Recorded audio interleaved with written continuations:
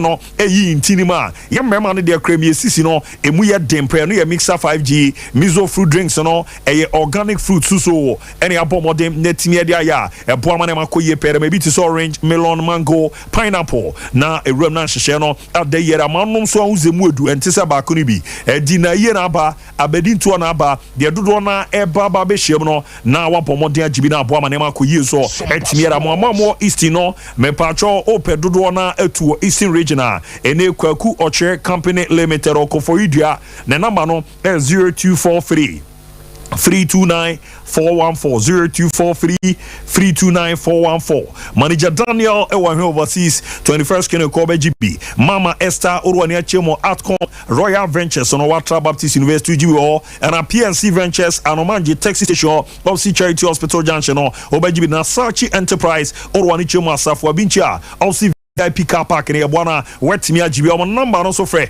na ye ma bi na so ton anemba na ne man koye pen fama 0246 270221 0246 270221 0558 106348 0558 106348 nembwa na ne man deda yeso no entimi afama to ma daroma Jerome na Japo mode didi nkomo akra na apoana tutu na koye pa etimi ede ama wa mano na so nim no wo akwanya so babo mode na wet me up joining Sompa 93.1 on Facebook no Sompa TV on Satosoa wa like it wa share wa comment na boa na bibia de di so etimi ede amanti amano nkomo ejepene na ato aso etimi ede amano Ricardo Ntetem no Mame Rasmus Hojland na yenhwe kakra ni nyina ne senra wo chemo Manchester Bonten so a obomode ono ani kiski na jeze ne kanchema ne girlfriend no etimi etu apro ne zazo resede nema esie kona wa baba be ramo Manchester United na wo so hwe na oboama ne madaye pa etimi adama yase no training e course wo current no wo resede munchemu ne sie tie ne nema no ebobo edeba individual training no e no bomode etimi yeye e munchemu ne nsema ebo edeba no so mo so omo ere ni mu ase entwa enkonkosi so omo bebo Arsenal game no na wa efriti so ba aba be jama boama bibia akoyera ma Manchester United bobo ko na mu nkomo no ero be no wadidi di nkomo bebre ama ya ka ma wati bi na ne omo bisa ne se Andre Onana eye goalkeeper ni no ne no era na ebu adwuma e we tense nim na dia no ka emiere fo Onana ho de aba betu dwa chese Onana eye goalkeeper or ye big asset pa ere man Manchester United boboko no obebo mo no simre bi atwama na obo adwuma edma Atlanta no omukọ kokoshia Inter Milan no ne coach advice ne se Onana ye pia ball no ere man we chia man rush ne zanza akwa no ball ne dan na no anemo betimi dia ye no eye ade ano edin ye papa ediosi sa futu no otime fa ye bebo no ntine ya wa baba be Ramo Manchester United no owo gidie pass e bebo na niama de dadi soro etimiera matim no tie no eye nkomo kakra Rasmus Hojland ababontere aba betuje ramu etimiera mana no pe no metete se around 1 Bisaka yes reporter nebo etimiera ba no echese enche on Manchester extendia ye bomode na weekly na ketwa no ye ne £100,000 ntie no soro e dia aba naba be rama ano e die papa e toje etimiera mana Mason Greenwood nkomo no omusi ne omodidi dia Eric Ten Hag and after Manchester United bobo kono omunyina show support them brante no NTSC do the final phase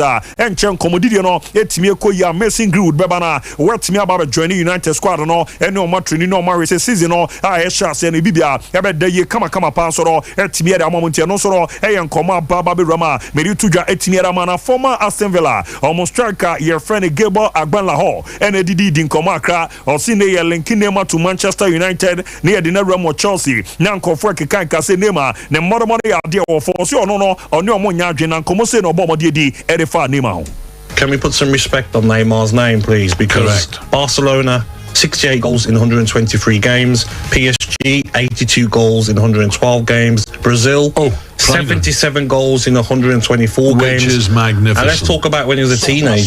Santos, 107 goals in 177 games. Yeah, magnificent. He's bored.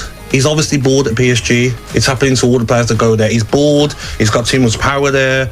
Put Neymar in a team with a manager that can handle him, and a team that's in a league like La Liga or the Premier League. He will do a job. He'd walk into most Premier League teams. Let's have it right. Come on. City. Oh. Now they've lost. Now they've lost Mahrez. He has got. Have you seen unbelievable? How quick he is or 10 yards. Mate, I watched him one of the games at the World Cup live. Neymar, wow, he's shot. Look at the goal he scored as well against Croatia, where he I think it was the equaliser, and he scored against Croatia. It was a great bit of skill. 1-2 ran through. The problem is, Al, he's bored at PSG.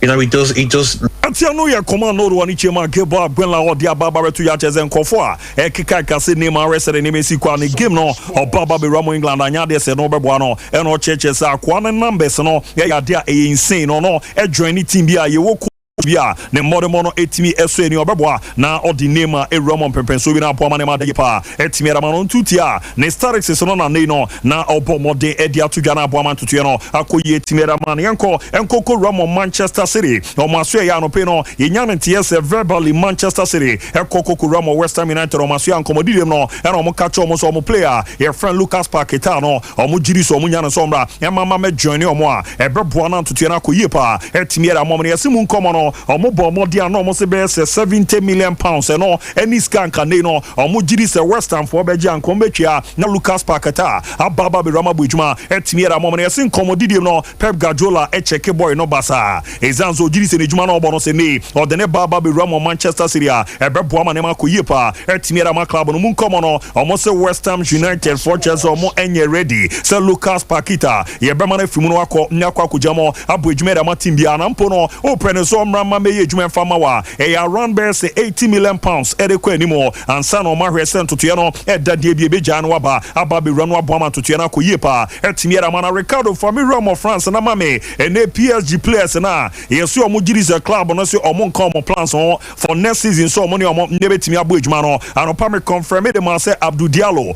on there ya santo sa friend first team no e no be join omo ne omo ene betimi a 22 join na hwa unza Gini Wijnaldum no ena Kylian Mbappe ene yenya nkwada na baako etimi aka ho no mo so omo no ko trading na aniju omo jo omo ni no first team players no kra no embo mo de enya Nigeria sa ni na ene so omo jiri ze ne ye yu ba bi akoba bia no na nche no omo ni team no e wo contract nti omo nya offer bia no e wo so omo hwe na omo timi training na ebo ma bibia e ko ye kama so etimi ere mo na Kylian Mbappe ho nkomo no ena no ame baba bebreki etimi ere ma se enya no credit bia da zo koko rom e wo Paris a ene omo Jesus na ne omo bo modern eton no ye yi Mbappe de netimi ere fimi na no pe ya join your Sompa Sport nabra be video webi na resere ne ma ne sia kotuwe no e ya no pe ya do wani chemo PSG omo shop wa e no na report bi bo de ba so omo banners a wodo na ya bo modern ayi ni mfonyi no etimi de fi onti no ya huzo obi na abo modern Mbappe ni jersey number 10 no na cheze do channel France no abo modern ehye no entu join na hwa na jeze Marco Verratti no e na ewrewra ma players omo we no so na ye de omo ba na hwe onze Danilo Nsunie obonze Kylian Mbappe so na de no wa bo modern etimi a wo so a ne me koye pretimi ya man na afa ni jersey no ene senwa ye home no ye wa we no wo na afa so no omo bo modern mo tel jersey ne ade so no e o ma ni nyina bo ama ne ma dadi so no etimi ya mo ntia se enye no kre ze ne Kylian Mbappe se den komo no esi a che ne ma no esi abobo de ba no na chese ni jersey ni yi etimi ya fi Paris oko ekokura mo PSG omo so no omo shop wa na no pe no me se atete se the last 48 hours no na PSG for no e pushi se be Kamba penjintum na ne contract no ontimi extend no na o extend na ombabo modern na 2024 no ye the cross bi ashem se niema deda din na offer bi ba ye betimi release na manako akakujama buejuma se once again no wa bomb modern etimi atene offer ne down wa camp netimi ra che PSG pay for se nya de so no aye na dwen so be extend no ne omo etimi abuejuma nti sa pepe e na nkomo no esi ete report ne che se enche ombabo modern no mo hia etimi didi nkomo na ye hu se the future no ye be boana ne ma be koye pa etimi ara ma boy no komodi de nim no era metete ti se PSG for ne se omo peso omo bo modern players omo jiri so mbeba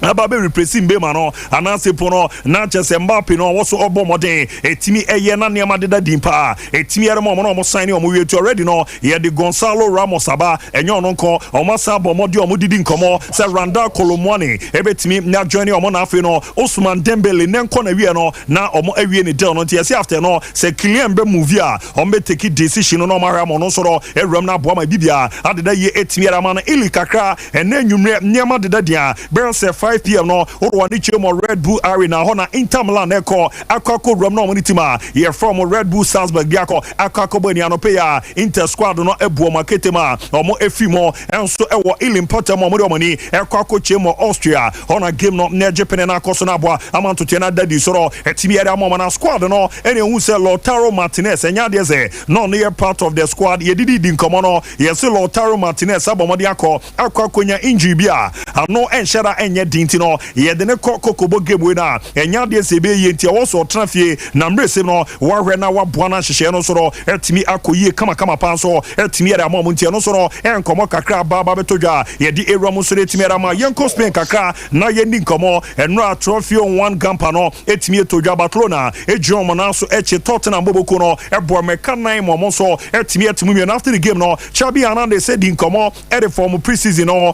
enyo no nko ere Uruwani Chema Frankie Dion so no e di nkomo na captain friend Sahi Roberto enso e di nkomo na se no mo nsem no amutimi edi ram. Well, I think it's just the beginning, but we play so well. We suffer because it's Tottenham and they play really well. A physical team with intensity, with rhythm, but the changes help us a lot in the second half. And I think it's a good pre-season, good results, good feelings. Now we start on Sunday the competition and we have good feelings, all the players. And let's see. The objective, the main goal is to win all the titles this season also. At the end we have good feelings because we won the game, which is the most important thing always, and I think we're ready for the league. We are really looking forward to it and we can't wait to start. Bé, molt bones. Al final ens hem portat la Copa, que és el que volíem, però sobretot ara també era important doncs, donar una bona imatge, també com a equip doncs, fer un bon partit i crec que ho hem demostrat. Hem tingut moments de tot en aquest partit, moments on hem estat superiors, moments en què ells eren un equip molt físic, molt competitiu i ben treballat, també han tingut les seves ocasions, però bé, al final ens emportem aquesta victòria i bé, amb ganes de començar ja la Lliga.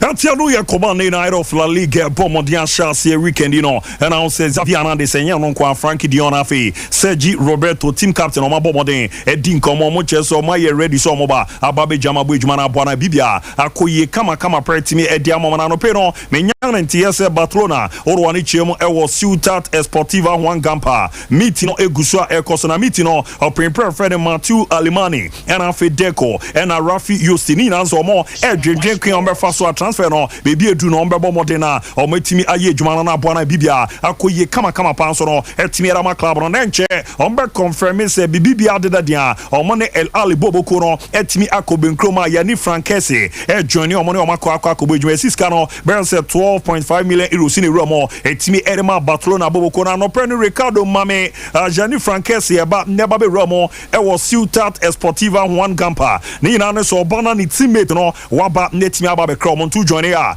Jose Kana eba no enimu na brante no obana ni teammate no waba be do masi dwuma di ogiri so oba eba be di no mena so ne wo se ne okoko jamu bo dwuma ma club for so obana oba be kra mo na ebo ma hihye no ekoye kama pan so etimi edi emo ma na baso na se wa bi ma ya bo modin ewura no eno an one Gampa cup no ze akra riso bia ye friend Lami Yama ye de neba be run na 50 minutes akra no abebe no oba be di agra na no edin papa metetete zene no Lami Yama no pinfo chezenche omone no transfer ready maka eda trust ne contract no on best day until 2026 no abojuma etimiera ma club no mo say o extend area na chese ne Brad Cross no ebeko be say 1 billion euros eno ye dia ba be Roma ye di ere Roma na boama hihye no akoye kama so no etimi edia ma na mame nkodwama so kakra na membo so ane resere nema esi ekwansa na komiamo ba be Roma ayejuma miera marwani echemo Juventus aso ya menyanete se Luca Pellegrini egusu ani mpemfo edidi nkomo opushi se na ebe ya yenja no nko enkonko Ramon Sambo ejuma emfama SS Lazio Bobokoro ojiri se na niam nesi ekoro ojoini omo betimi apoana ntoto no adadi so etimi ra momana me catcho says Zelensky baby aniama no ekeka etimi ere kono ode ntoto na atuna kwama anhwe no so beko nyakwa kuramo akoye ejuma Saudi Arabia mpatamo eno na Napoli Boboko no aye ntoto ni yomo so no echeso mu didi nkomo Gabi Vega obo ejuma etimi erema sota bigo no omujiri so munya no oba neba be shana na ya ebebo ama nema dadi so no etimi era ma no Chelsea aso ya no na metete se Hakim Ziyech so Orwani chemu ewo Turkey office na ba yesi Turkey teams amiensa na cheso so mono ejino mo na so ye papa ene Galatasaray boboko no enyo monko Besiktas omudi no ewramu na FIFA na bachi omunyina edidi di nkomo sa Hakim Ziyech baba be join omo a obetimi aboa na nema dadi so etimi era mo na store Chelsea nkomo didi ene chese Tyler Adams a obu ejuma etimi era Leeds United no omani eda so di nechi a omugiri sese ne kwan da ho a na omunya no na oba neba be jinama obetimi aboa ma bibia akoyie kama pansoro etimi era ma Chelsea na fe Dusan Vlahovic so no omonse wageri atum se so no ebebu ejuma de etimi era ma Chelsea a jisa ketwia no omode ma Lukaku no be se 11 million euros a year no omode no mana na se po no ye de bi eka ho no na be manager atuma beba ababe ramaje ejuma etimi era ma former Southampton Arsenal and after Liverpool moringa ye friend Alexander Oxlade-Chamberlain per report no erbo de ba cheso ne Besiktas boboko no etimi agree personal terms and nenko na wie na we remako akwa ni medical no adjoin omo ni omo soro etimi aboejuma na aboama ne ma dadi so etimi era ma no pa no me confirm de ma se na eda kese e ma Jacob Parry Maguire zanza ye den a obe join West Ham United no na West Ham United guso a omo edidi nkomo se United players no omo benya bi ne se ne Man United for no nya yo madwen se Scott McTominay ni deal no omo be mo de na 45 million pounds omo epe no ometimi ate so na yesi omo te so a omo giri se West Ham for no ebeba senior anima offer bi omo de beba bi omo mfanche mo se add-ons no ebe 10 million pounds no enkomo ebobo etimi ereba ano edie papa na yesi no twia mo no United for na yo madwen se be se 26 to 27 million euros sebeko akwakura mo Fiorentina so ye ni nya na ye Sofiane Amrabat omo giri se mre no asuso omo bo modern na sa deal no omo timi ekrosi no oba neba be jamo ebo ejuma bo ama na ma dadi so etimi erema mo na metetete buying so no yesin komodidi no ewie peya ono so nebeko akwa ma bojuma etimi era ma Besiktas boboko no already account near that say buy Man United playing for na can say this season no on come plans so transfer na enya dey the game time no obetimi nyanti report no HSC ni orama Besiktas akwa bojuma na boa ma bibia akoye etimi era ma na Liverpool eyo madwen say from Nenso mo midfielder ye friend Andre nanka ne omo pen so mra emma mejamu ni omo entimi anya ejuma na tienie omosin not from Nancy John Monaswa Copa Libertadores no omone Argentino Junior sene de call e kokobo ni na o check game no se de si kwa aboama from Nancy's boboko no omonso etimia community report ne just deal no e ya de am ne ya ye din kakra zoma hwe etimi anya ntutu ni ye ankeka ne ma ne ntimi amboma e bredin se ni Andre e be fi ono aba ne etimi aba be journey omonte no e latest update e free Brazil ba no e din papa no pa no mere to anim se vault of August adjoining hofin and boboko no na journey na bra be video ni bi ni na so ma jepene etimi apa no ntoma ene GC number 10 na former Manchester United na fe no Burnley omo striker no ne ramo akwakobo ejuma etimi era ma hofin no okwakwa hye na boama ntoto no so ro akoye kama pa ne etimi era ma no ntie no e yankomaro woni echemo hofin ne mboboko na ababa betodwa no ready ye didi nkomo ka ne etimi era Chelsea Fiorentina abomodiani spezia kachu akobenkroma ene Angola ni ba ye Fred Mbala Nzola e baba be rama ejuma etimi era mama no pe ya Nzola nso attach down onani achemo Fiorentina so ye okona ne medical no wakwakwa ne kama pa ntu joine na ohwa husampa Mbala no ba e baba be du ye no omugiri zampa oyobi obeboana ne ma adadi so no netimi era ma Fiorentina boboko na munkomo no erameda ma sister orwani chemo Saudi Arabia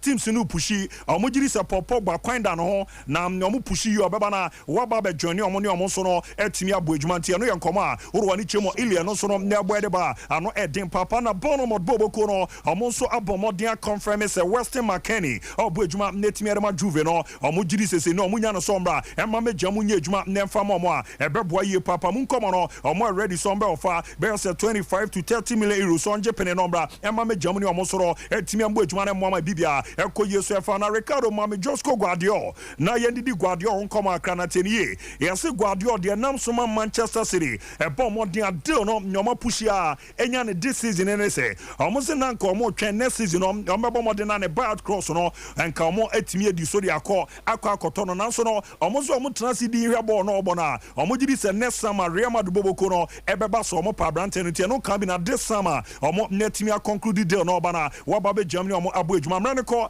yanda ho ye kwa de ba pe akomi a ha transfer master be ram na ya bo modern na de akebia ato so kama pe de amamo. Hey, you ever buy credits where you get up to 20% of your money back before? Make I tell you about Vodafone's demo promo. See, anytime you recharge a demo, you get up to 20%, whether it be short code or your Vodafone cash wallet, or you use credit transfer to your number or someone else. And now you be high tech, so you use my Vodafone app or any payment app. However you do, Vodafone go send you up to 20% cash back into your Vodafone cash account. We reload here, but then you enter. Top up your airtime with 5 Ghana CD or more in Vodafone's demo promotion and receive 20% of your money back straight into your Vodafone cash wallet. Recharge and cash out in the Vodafone demo promotion. Vodafone, further together. Play now Landio, Ghana's #1 casino game. Aviator Al Landio Betway Airport. Betway, for the love of the game. Bet the responsible way. Regulated by the Gaming Commission of Ghana. No under 18. Terms and conditions apply. First days of Bigger Odds has concluded. Now that you're settled into the new season, you still have the chance to win. Beat the odds this season and you could walk away with a grand prize of 250,000 cedis in cash, plus amazing weekly free bet prizes. Enter today. Visit betway.com.gh for more information. Regulated by the Gaming Commission of Ghana. No under 18. Terms and conditions apply. Betway, for the love of the game. Studying abroad can be tough. Top-tier Study Abroad Consult has made it easier for you with a team of 18 years studying and traveling abroad experience. We assist students in pursuing bachelor's, master's, postgraduate, and doctorate programs in US, Canada, UK, Australia, and among others. We provide SAT, IELTS, and TOEFL classes to aid you excel. We can help you get partial or full scholarships to study in the United States and Canada. Locate us at Kumasi Amakum, adjacent Bank of Africa. Call or text us on 0260411 or send us a WhatsApp message +1 646 659 5045. Accra office, Medina Rolling Circle, CC Hagan Plaza Building, opposite Medina Polyclinic. Call us on 020-3592-008. Takrady office, adjacent NK City Fire Service, Ifie Quanta Road, near Fijai School Park. Call us on 059-800-7852. Top tier, just study abroad with us. Top tier, we give you wings to study abroad. Top tier, our clients, our priority. Royal Foam, promotion Royal Foam. Yes, it's in your muscle. Sompa Sports. Free, get 10% discount. Voila! Ghana for Muntie, where the Atagwe Yatidene, Royal Foam Ghana Limited, the saving catcher Ghana for. Sir, and they will be at to Niamono, Modio Montio, Royal Foam Ghana for at a 10% discount. Whom Afriso, Nempono, mattress be a better every Royal Foam Ghana Limited Hono. Yamau pillow free. This is your time. Wonso Umreni, I was so Royal Foam mattress, and that's all. No, we Yamontoso. For Royal Foam Ghana, I was 020-227-1000. Enjoy Royal Foam Ghana Limited for a mattress. Number 1 inch. Royal Foam, I don't get Kikadi, Royal Foam for at the Benin Sukra. Royal Foam Ghana Limited, what the Jipata. Royal Foam still leading. Get 10% discount.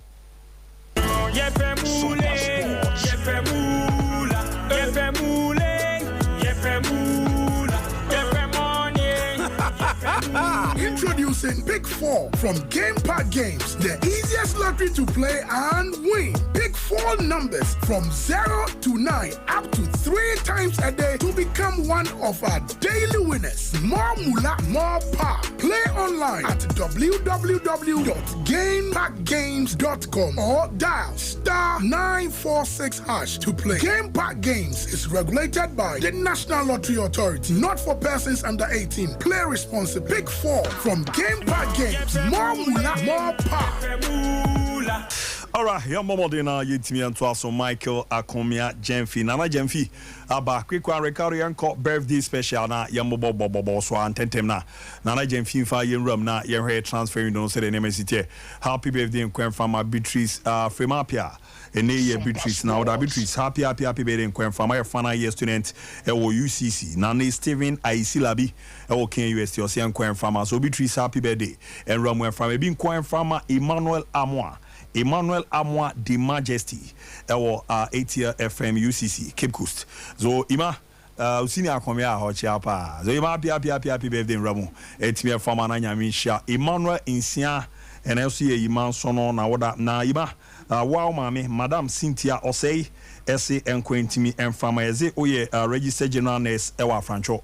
So happy birthday nkwen fama ima na nyame ensha papa bi so nkwen fama listowa owusu banahene na je banahene so no emezo bo no oba aboni yepa eze do na afro tio ana ayuwa tinesio wa woda so listo wa happy birthday nramo entimi enfama na bibia den na mia mekapo ene sere niam de si etie ne edwuma obo na jeze inspector Abiola Moro orwani HMA na jeze police Sofo line police station ono wa ne obo edwuma zo mia mekapo pa no Abiola happy birthday nkwen fama inspector na nyamisha papa na Lucy Mafo nesu Lucy so na oda do na fe ni Lulu also ewo Oyo City Pap ewo Poku Krum nesu no yes Prince ewo TKB Micro Credit Services ewo Boshen o se nkwen fama Lucy so Lucy happy birthday run fama na mami ya dufa so no orwani nye kokochemu ewo Londona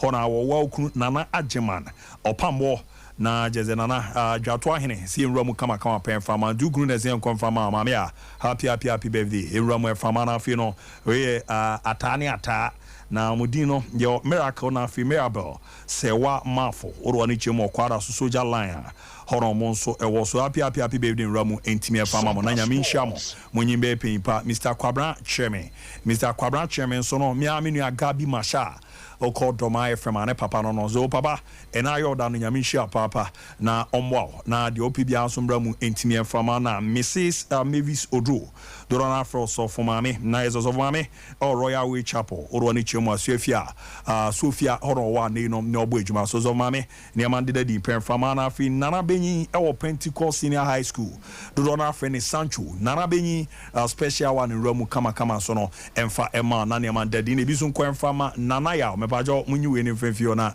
menya ne ye na mbo na ya din ne enko na ya suma dubo set na ya ne so no ye onso no wa woda so na Priscilla si nromu kama pen fama na ne wa woda nyamisha na Yvonne Adomako Yvonne happy birthday enkwentimi enfama na nyamisha papa erebisu konfama Aje Daniel ne so Aje so no na woda so Aje happy birthday enromu kama pen fama na fe Augustus Kwesi Edu enisi ya Kwesi Edu so no na woda na yesoro wani HMA na jeze Living Sacrifice Assemblies of God Church Ashtown hona Kwesi wa ne no obo adwuma no anso no na de wani HMA ye Assistant Administrator Edema NHIS ewe joso eno sen siwo Edema Kadu Photography ti ne no penkeze nyamisha papa na nema enko ye enfama mamenko Michael Akomia Jemfi ewa ano na meni Messiah transferman enrem na bibi anko ye Messiah na bibi aboko de nyame adoma hwe ni experience abudia bibi ade de na no pay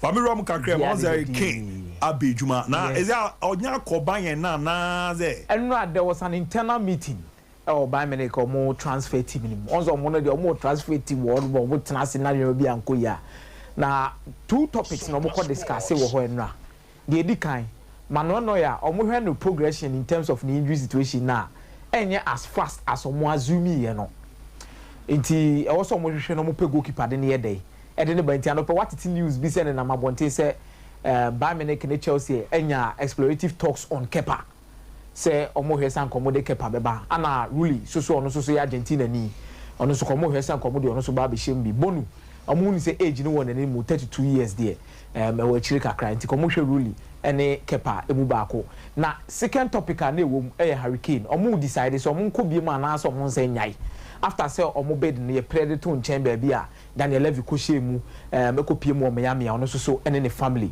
adwodwo omo ho gye omo ahome na no omo nyina akọ bankrum say omo next bid omo de beba no ebe in and around 110 million euros add-ons inclusive which is about 95 to 96 million pounds ana Bayern Munich ehwehwe nim so ebe omo next official bid omo de be there omo de beba no be making sure say sa scan ombe promise Daniel Levy so ombe twia kese na in the first segment of payment no omo be ye no ombe twia dodo na e de amano say de be Daniel Levy ebe go nsem kakra na watimi eje mama Hurricane ababisi akan e de amamo next season it's a meeting ni koso meeting na ba na wiye BBSC now Tottenham will be waiting say bid no ebe arrive a Daniel Levy will either say yes or no Ukraine said Daniel Levy hwehwe 100 million pounds asem way yaka Daniel Levy ade a ohwehwe on kan ye de but already the stature of 100 million pounds in around 120 million euros which is enough and convincing say player can 1 year 100 million pounds get you to 120 million euros no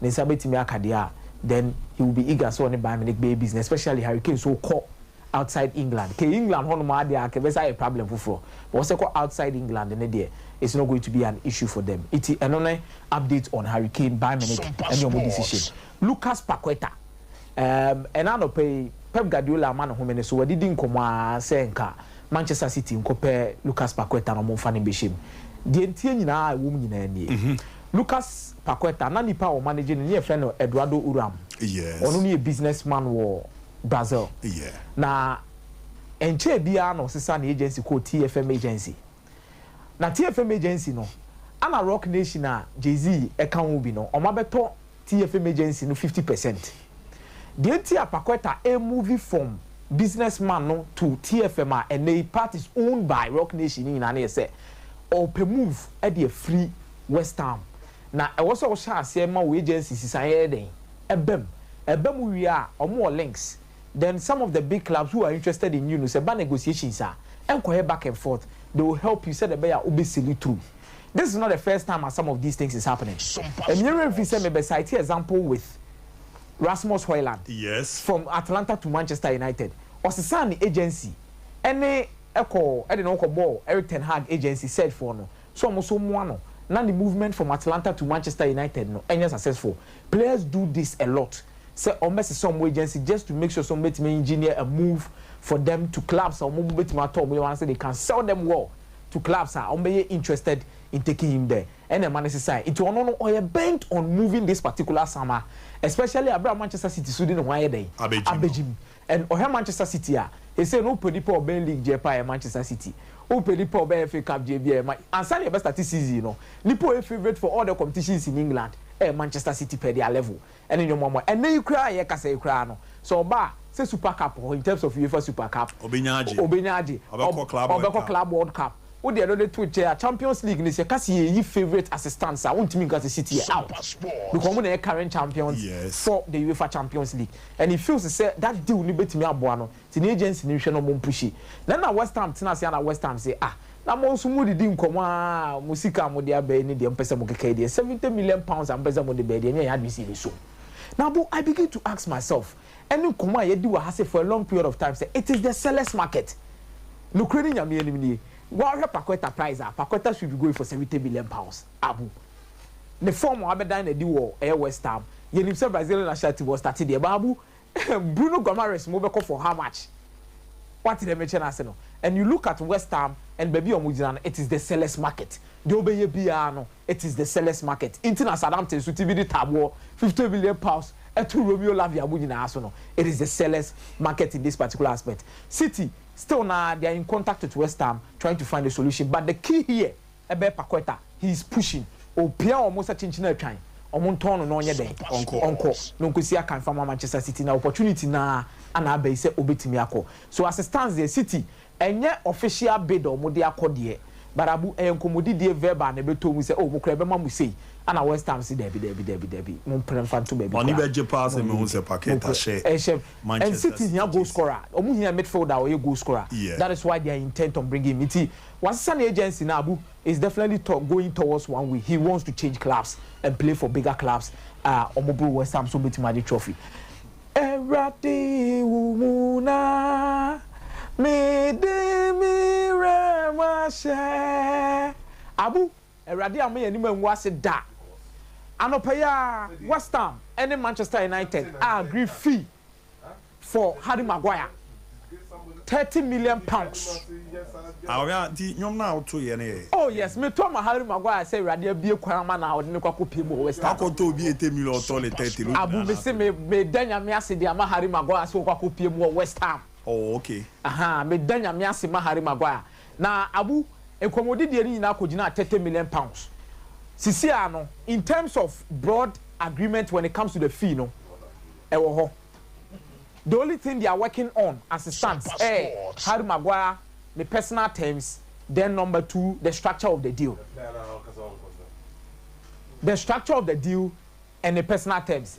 Now they are telling yourself within the past 3 days David Moyes in Harry Maguire camp. Komodidi anopana David Moyes afre no Harry Maguire ete saying what did he obeba sa komoni nyina akoso. Na de ba ko no akoshe ne bowom. Abu wakwa Harry Maguire boss so the ni be piem West Ham obey the captain of the side. Wakwa Harry Maguire bo so the never obey the captain of the side just like only Ghana associate catch Harry Maguire abra no moving from Leicester City to Man United. That's only and they say ni tie ye was asase we so no order ko be a captain na so and he seemed to be a leader. I mean, he say no soon a leader there, but most of the English coaches, most of the English teams, the leaders in England, they feel that Harry Maguire is a leader, even in the England national team. Now come you're a leader. That be American. Yes. Maguire United we been tiao. Of course. Fine center back. The 2019-2020 season solid, 2020-2021 season solid. Ne decline shall say about 2021-2022 season no. But Harry Maguire season at Man United tossed second in the league, played the Europa League final. He was one of the best players within the setup. He was one of the best players within the setup. If you walk up 2022, where you cry, was then your bad cry. And I'm Huno, Maguire, Mimidina, Chitina, Minina Wagrono, Medina Chinyane, and we defend on Bobo, but on there, you lose confidence. Your baby and Yenny Parfait. I'm on Nana Crow, no banana day, Tiatia. Any econo. It I Maguire to West Ham, no, San your mammy, no, boss, no. Ana Abu Dhabi akakeke chama amuni Romeo Lavia de enu na wansa ambo game bi wansa ambo bi adeno minim de ha Southampton for no. The issue is the boy wants to leave. We have Omajia to say boy no be manako Liverpool so deep say boy so be ba. So why are you still barging on the fee? Now Crampo na me say James Ward-Prowse bo Crampo Corners and your man no mujeja so mo train Liverpool for him. You didn't even understand. Because where Abranti our turn as Kabitima bounce, you can move on and buy other players. But what I know is that this morning talks are going to continue intensively, and within the next 24 to 48 hours, don't be surprised if there is an agreement between Liverpool and Southampton concerning Romeo Lavia. Now, on the show about Bisiaka after say James Ward-Prowse deal, no, and also so Omari Anessa, or sign 4 years in the Diama West Ham, and also a 30 million pounds by sell-on clause is him. Sir, yes. I know what you're saying. I want to sell on clause 15% in Ashim. Oh, okay. Omoji is a born that in West Ham Castle Tona Mobia on Messaji. Tete and the convention West Ham Southampton were barging on Monfa 45 Emra. With the Camunian 40 plus 5 add-on square budget. But Oshe Hawa West Ham to convention say you the sell on clause Bishim plus 30 million pounds no money. No be try a lot of the fee up front. And make sure someone can. But way our Obeyabu improves West Ham a lot, especially looking at the coach on fan set piece in Niagara, David Moyes, and the corner kicks, the long free kicks. You need players who are good at it. They can get the ball into the penalty box for players no more wow say the bear will be to me any resource. And I think if you have a set piece specialist here, dead ball specialist in the shape of James Ward-Prowse or my other options, Abraham Nekoso, the trial player being and around the penalty box Abu Dhabi penalty the James Ward-Prowse in that particular aspect. I hope that ball now was to be to me. I see. To also Echo West Ham and player London Stadium. Abu ana Jean-Claude Todibo Manchester United yeah dwumayi na se magwa abekoni na no ma wura akiri ene Todibo the agency din komo din na komo di ni na anye all about personal terms omone agency na din komo say omoma club na nya aware say Manchester United abomo client and also be interested in him and want them to say won hihye to say asa na Man United be push here Man United e push further but the one that due to be done no more making sure so omo sanka Todibo Tapsoba and your next target say if Todibo fails to come to Manchester United, they'll go to buy for Liverpool and make sure say Ometimeniano. It's Manchester United. Nipa clearly so many explorative talks with the agency Jean-Claude Todibo. So I'm we na Namasa koye graze out. Omo anso na tuto oh da bi akomya enfa bibia anto nchen we. Edu baby amu nye free to omo. Mu be we nyina na season na sha ase amasa kofa sa abana kakra. Ma kofa bana kakra ka bi. Abi you ade na serious nyatwume. Oh look anybody led by Guy Devil omo nyatwumfo. When they fail then they find a way to disrupt the season. I don't think anyone. The Glazers out. I don't think the Glazers are taking money from Manchester United. If that is the argument, fine. Backing, investing into the team. I don't think anyone has a problem with the Glazer family backing Manchester United. You have considerably shown Wakra in person. Said the Glazers are not the right owners for Manchester United. Yes, of course. The argument now borders on free team. They don't spend on the team. They don't spend on what team? Who said they don't spend on the team? Who said they don't spend on the team? And Scott, they spend on the team now, so don't ask you a loan. And it's the club that is paying for those loans. Don't even bring that in. And it's the club that is paying for those loans. So any day. Don't bring me equity. So a club na nkasa na ana eto. Me equity. Makoje bosia abeto. Owi Abubakar Semiwa. TV. Makoje bosia abeto Sompa TV. Na me di sika sanche Sompa TV mu ye se na be ya mu dwuma mu di no mbenye sika na me di se sika ni jako tua sika na me kwaje baaye no like ooh kasa as a fan he's also looking at their business. Yes, Americans, that's how they buy. They always buy teams with leverage equity from somewhere. You know, in Liverpool how did they buy Liverpool? Abu mate me Mama Bishop announce. Mr. Liverpool. Of course. That's how they do. Abu, the problem Manchester United fans have with the Glazer family. And you're about say Omombaki coach and I say Bibisa. It boils down from different aspects of the game, especially we're looking at our club in the city. Even this commodity players this season is on a credit line.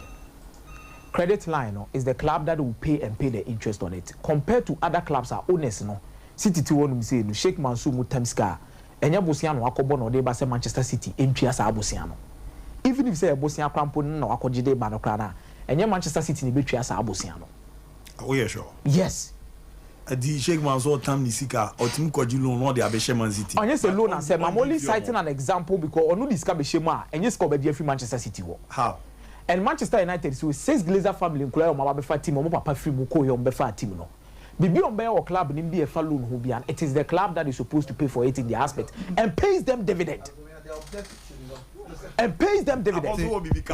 And pays them dividend. The objectives are different. So you can't compare both. Now these guys bought a multi-billion-dollar team. How do you compare it to buying a team that from is why I say please calm down. Please calm down. Debbie, and yes, and yes, very, very interesting. Apostle, yeah, I'm the idea of a person who bomb this. Uzi Sunyade, Etino, or you we are. Tina will cancel Apostle with you. Adibako I say a community as I say business or I saw business from different dynamic. Fans will always be fans. I don't have a problem with that. But from Baby Bishop, Ephraim Bayana. You have a Sompa TV example. Say me better Sompa TV. Baby music everybody and for home. Now me discover share Sompa TV mo. Manchester Sompa TV. Discover I'm go fast can I say make sure say my share Sompa TV. Me say confirm my fan bet me adwuma na mama nya faso. Yes. Say faso be free Sompa TV ba no. Me and I say me determine whether I'll use that or another source of revenue. Sompa Sports. If they decide to use Manchester United, first of all, when they came, they bought Manchester United. More invest into the club. A Manchester United, one beton say a philanthropic organization, a foundation, a club, a business number. So, omuye business they do baby. A Saudi cash business, is can be free hold. So there's here. Eddie can't niao Eddie toadie. Boni bien. Na say do pempe so be na business on yesika brusu bebre na omukwana general don declare so this year the sika na eba bebre a eno de mo amode o mu chefa o mu no mo to me decide say dividend no kra no ya fo say be edu ye say sika poto eko top players eno na ye nya mbetimi akasa ba eno nya nduo no ma because Manchester United as it is today, you know that Manchester United you are in a lot of debt. Yes, you are in a lot of debt, over £1 billion. Good. So club now was see club nakasa the sika machine, but in terms of the profitability ratio of the club in form. Aha. Wow. So I saw more making sure say playing body no na sebiu e jira ye na quality wo na e kon nima na mo ya dia e no na e wo skadaba in terms of sponsorship. Okay, money Adidas the issue about the £75 million. They included in this one the fourth in the league for a particular year for 2 consecutive years. So it is still no performance about 80% of what returns you get. So there's businessman, don't blame them. When American come to your team, I saw some of the son of I thought to me complain about Liverpool or complain with this star. Omo Marco Formo is a bonsambino. Marco from San Obayeno. Exactly. Otias. Where more young from Arab. Omo the Manchester City any who is Saudi Arabia, Newcastle for instance. Omo objective then are different from Wemu. And omo come fast run your business are different from Wemu. Omo nya to shoot that omo play man some mo kakra. And omo so akeche obi omo nti e come fast on be peja omo kro no. Ehia omo more than and omo peja na do pepper so bi wia na fe de scan omo ni pepper na fe de omo start here den etu ne mo ya pesca. Okay. And omo bi when we omo from the one capital the one section business and club no support it's quite worrying when I compare to Manchester City or Liverpool. You don't even do that because it's so out of place. Yet to Liverpool now 48 hours 2 days now team ne call bankruptcy. See as I watch now all the form mama say me nto 10 cities. Say na meto 10 cities. Unim na enti on country. Sam no here sa 10 cities to. And 10 million Sam no. Liverpool valuation was done by Royal Bank of Scotland based on the car na Higgs and Gillett edano. Now taxation na watra no ne ho akoka dwam amanyosem into Manchester City na wato no e was so gem no ko. He was in trouble in Thailand. Then they swooped in. Into Sika omo de beto Manchester City no. And yet the right money valuation then. But Manchester United was valued as the richest sports franchise in England, not just football. Sports. No mo conference kabeje. Ntine bo no be kosro. And Newcastle to Liverpool na ne boy say. Because I once time Abramovich ebeje Chelsea no. Na ne bo ne be say. Exactly. And then because then Abu, with the club, understandable. Objectives may be different in this particular case. Now, Manchester United supporters want an owner with an objective, say, on only the urban club no, or the shape. And then more or less about business making entirely as the main purpose. If you look at the current trend of football, how it's FSG, most of the time they wish they had owners maybe on only this club because they buy a club so there's no harm with Manchester United supporters looking for an owner. No, business won't entirely be his priority. I'm not saying business is not part, but won't be entirely his priority in terms of gaining a lot. But more or less, Scalabede, Ebebamo, and the almost supporting club Nankasa did to me say club Nankasa no plan, Uja no Kwasa no Kwensi Wanoma, club Nankasa bit me generatiska. And they are sure Munio may be on bit me. And they are top players, Dibia, because a club that can estimate a revenue even at the end of the season projection, and I'm not less than £550 million. And Abu, you fully understand, say, Adidas campus had 900 million a day. Abanan say 90 million pounds a year. So it is a money-making machine, which is there where they feel, say, Omunya own a crampa business in Italian area. Club Nankasa can step a Bemley place or be on baby and salaries are huge, and that's fantastic. So you see, it's not enough when you OT figure say Adidas 900 million. You look at first of all, major things in business. One, salaries, which is part of overhead, and major overheads. What is the expenditure of the club a month? So you might hear a figure, but we share salaries are more players a month plus other overhead, total overhead expenditure for the club. What's that? It is more than $1 billion. Of course, definitely. So again, easy, sir. Of course. Oh, Blazers na koto mutim no moya. Omo yo mutim akoja baby say omo fa tim no. Omo fa mo bi ate. Omo jo. We need a different objective. Omo japade no mo ye. Ene obesu ni so. We need a ya fire home omo. We see our moves. We to 70 million obesu. We make 50 that problem. I believe that United fans want someone with a different objective to make sure say club no betime moving forward. And dividends no kwa mutua no kra no. And omo busu kra. Because once their father was there, they were not paying dividends to the father. Papa ni free mu no. Enkola makomaku 6 obi age dividend, obi age dividend. Obi age sa. Also no eka. Also no eka. Oh David. All the LBAT you. What is that? What is that about me to say I like you kaka. Abu the last story na me face. Yes. Gabriel Veiga. Gabriel Veiga. Napoli, Eliabre, that already release close to the 40 million. Hey, but boy, we were brave. I think to well liquidity to when the I was a to call it has. Go away. And I remember the prayer.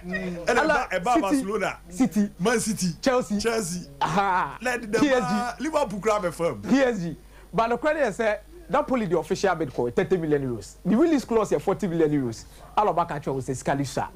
But there's going to be a compromise between 30 to 35. 5 in the add-ons. No more the account on my fan.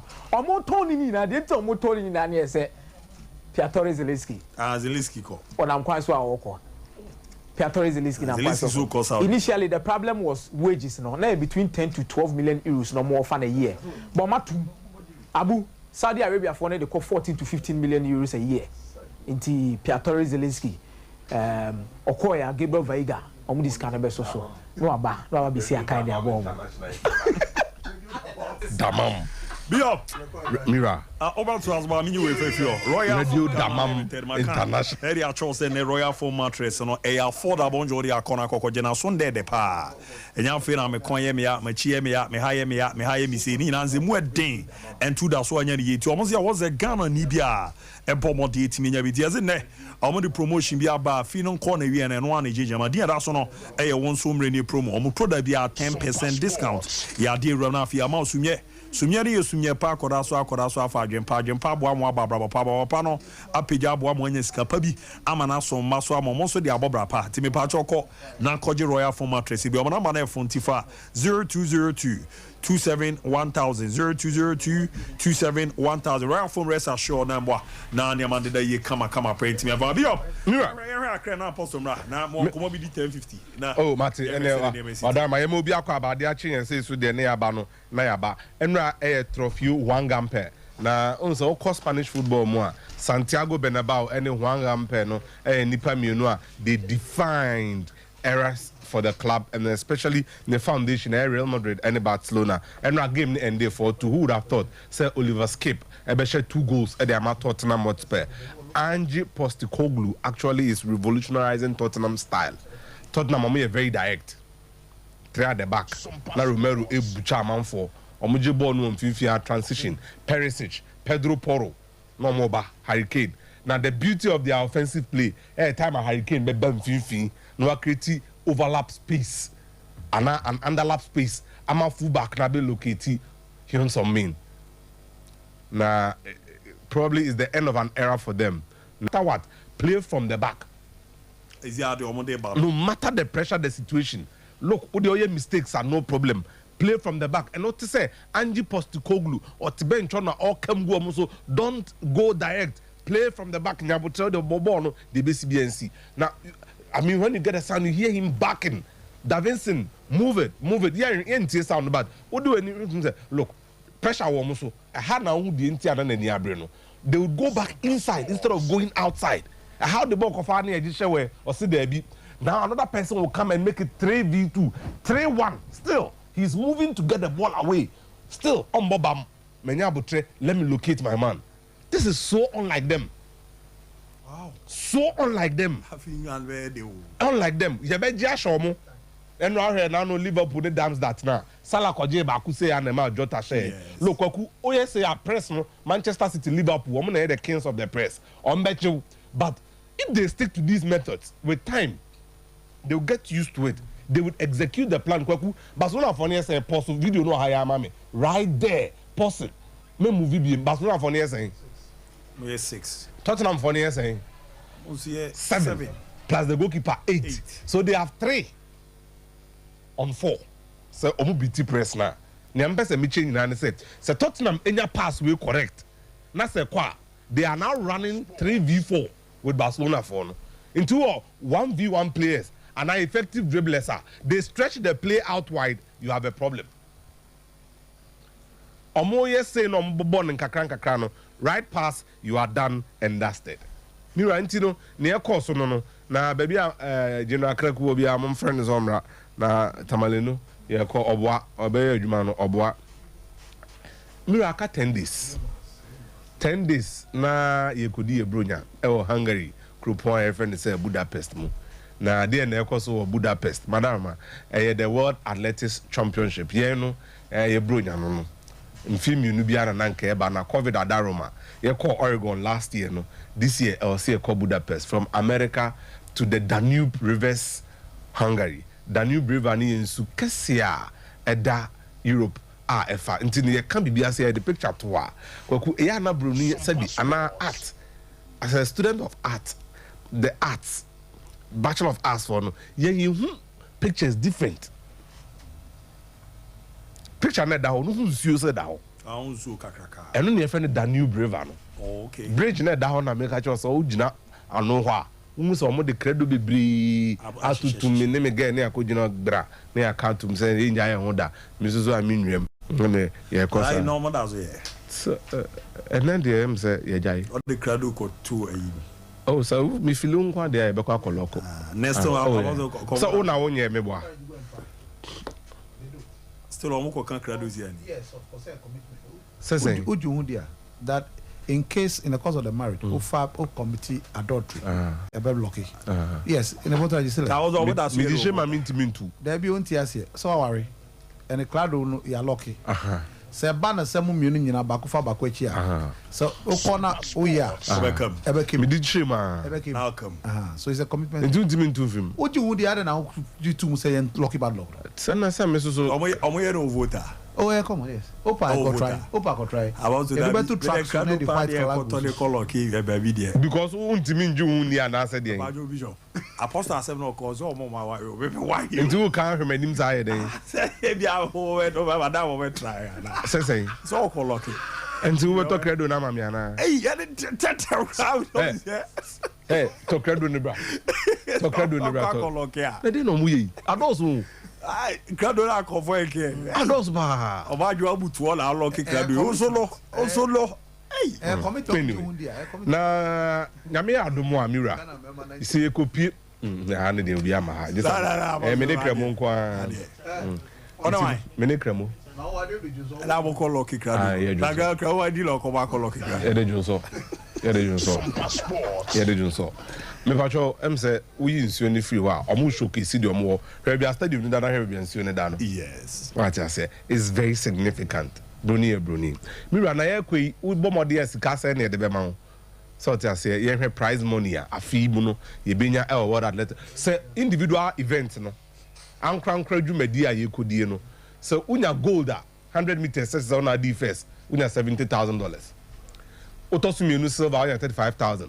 Otosumi bronze unya 22,000. Otosu 9 unya 16,000. Otosu num unya $11,000. Otosu sia unya $7,000. Otosu sun unya $6,000. Otosu wotwe unya $5,000. Unya qualify for final nko dia. Where did this club ever fear? Now relays 4x1, 4x4, 4x200 mixed relay no. Wa ubedi nkunim relay team no mubenya 80,000. Nipa 9. Silver ubenya 40,000. Bronze ubenya $20,000. Otoso miensa and 9/4 ubenya 16,000. utosu num ubenya $12,000 utosu nsia mbenya $8,000 and some ubenya $6,000 na nwotwe monya $4,000 ye hwe medals no so afi ye de ma wonum ya design medal na decorating the kama afi ye de ba na chese udi nkunima art kra na edi kan draw ne kama eye ne fefefa.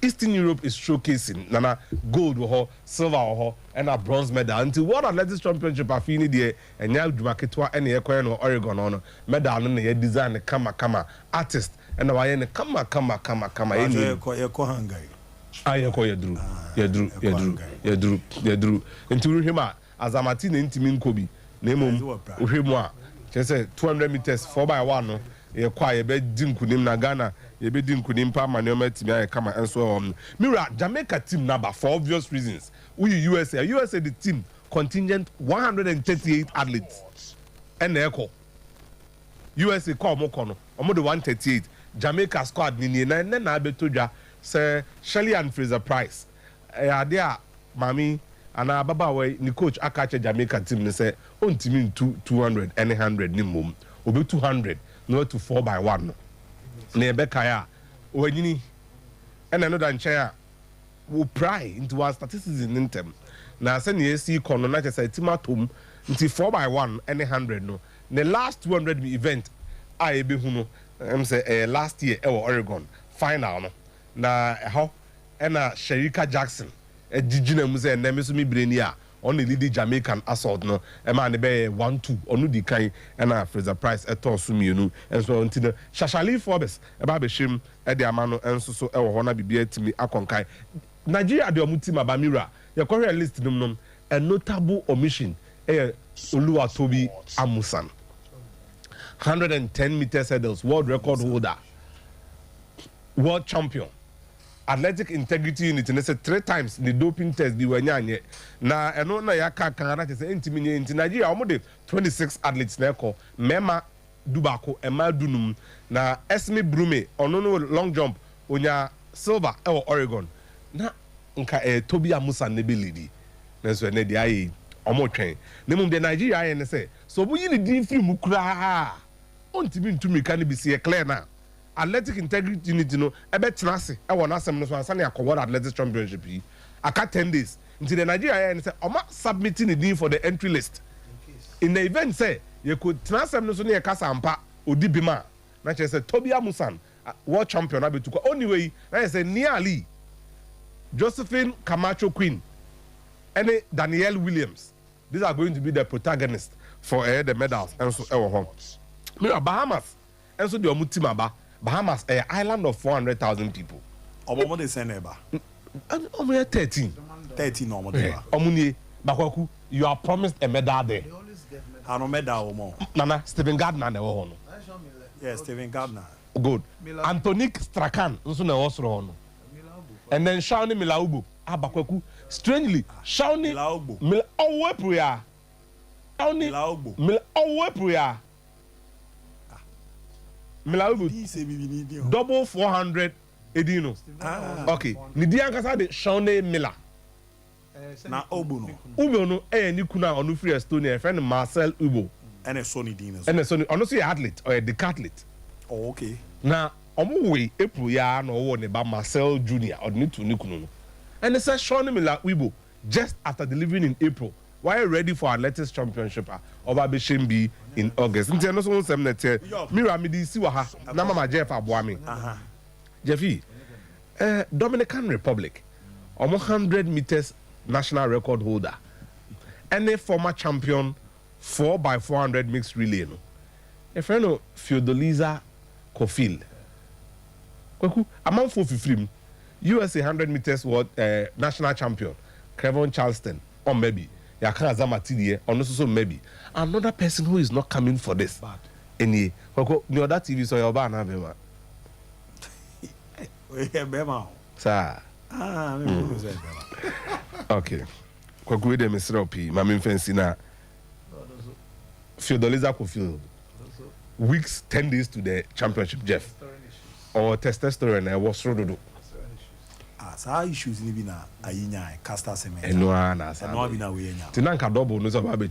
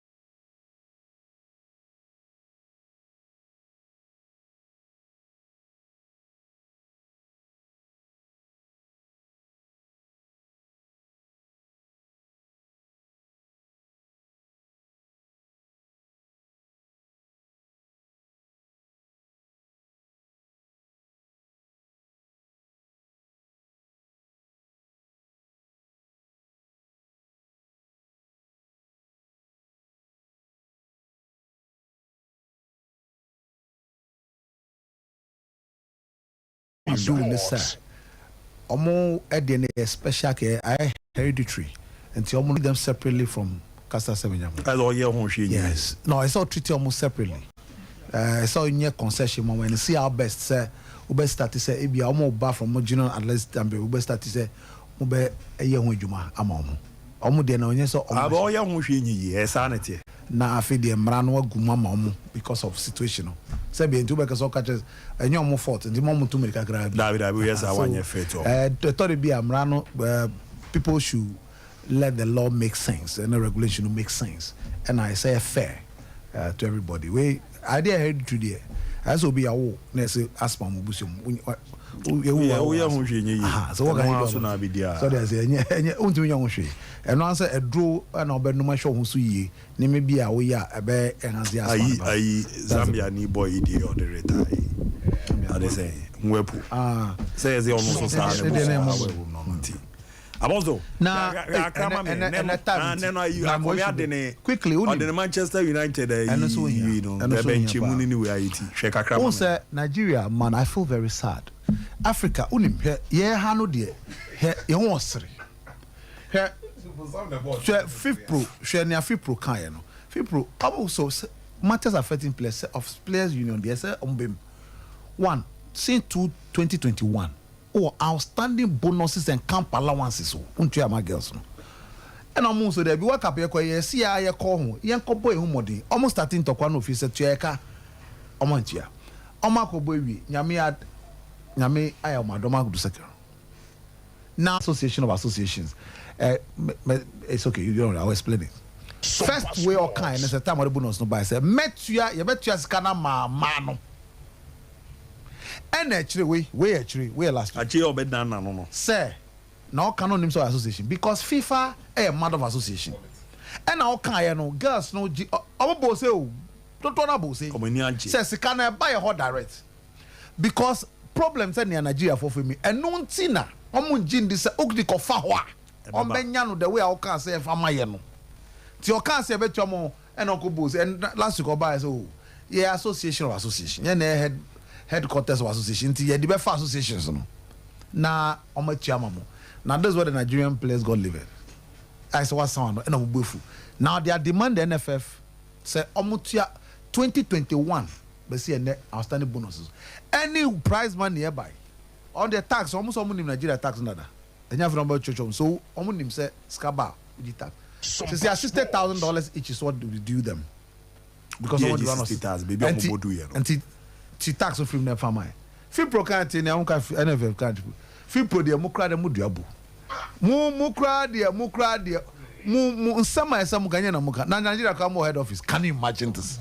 look at the response na Nigeria come office na mo titi amon na mo can you are not addressing the key issues so guys here the mo county ye to na mo say babetua look at the issue that NFF responded to FIFPro and the girls if for mark the way you see at the end of year say gym even omo Nigeria no call camp no gym to train Nigeria and yet Nigeria gym they didn't have gym to train and to look at the challenges that they are going to sika abanswa and also akoyasem also said that na me catch e o it is pathetic first decision no mutiki na the best bishop obi na akoyi ni djuma hwia ni sika order so omo kokra na hwia to ma council mo bet tax no ba we kodi omo za abibrema na boy nyame na nim ze ebeze papa transfer wa na ISR ho kakra ba no di ni TV na to a te se na de ekosu ye so osoro ne abofo ne sere twetwetwe di konfo me na me bo aba me hu ze ampa bishop sana mu o ya nyame transfer wa won na bia bishop ye se ne man ko odi ni TV na to ano ne abofo ne sere na komia yakobobo FIFA last time I supposed to release as mo ane account say saska we to kwa de be pa Mr. Jeff Mpacho e bia ya ntase ye mo no sika na Nigeria Football Federation ni dia debi o your member association dia o any all players dia o na se ne nyame watch him bishop watch him see also suffer because almost sure we no on beto monfo even when you make collapse that's what the NFF are not thinking o lady ayi fioma ayi ezokra Ono ozon eti US no. Michel Alozi no. Alozi. There's all cry ye ni juma ni ade. No, is a great idea. Oh baby gay bar any shape ni house enya. Come on. Onya chance or share one share. Oh, ababa be do for 60,000 bala bishop. Cannot great. What is our bro for no federation be Devio, what is it? On your can, what is it? On Jamaica there no. Say I was one no. Yeah. Na Jamaica say Nigeria. Omo background e fe no amfa kapra momo. O man na momo kapre. So mo pe diska ni bi. But say on be because federation dey no be ko. Na Jamaica there no so we adwa. Kadija say federation boss no nim.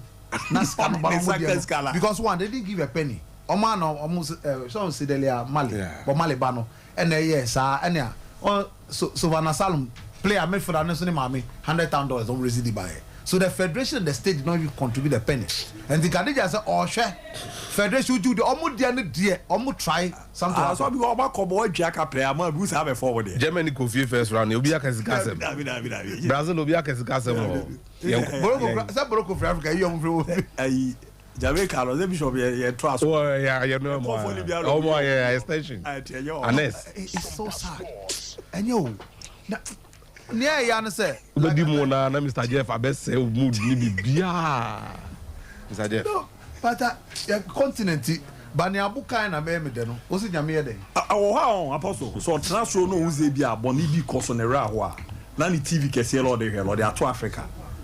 Na wasere because Africa na man dey go near man dey cost wa no on tiase ono an boy ba ton tiase bishop yakobo of this year musica bro oto ti say Jamaica di mamoka mo nine ka mo nsanka ye the musica bro man sika so medi no so no twia adanasem arawu semwe senye ha fa pa na bishop enti say madam for now free Brela FM ba Ghana ni Nigeria match no we no ma na ekozi say Nigeria branch very real about mama call carry severages over so na me call enkodi nkomo akra na mezendu papa de omona abomode de ababa be rama zara ndu pa no na sere on community ezimadu na me no pen kese no eni komo na nya no ndu pa ntu na uze ne ma dare oban yakwaba ebe na bibia kama de boko pa da so o mezo me wedin pa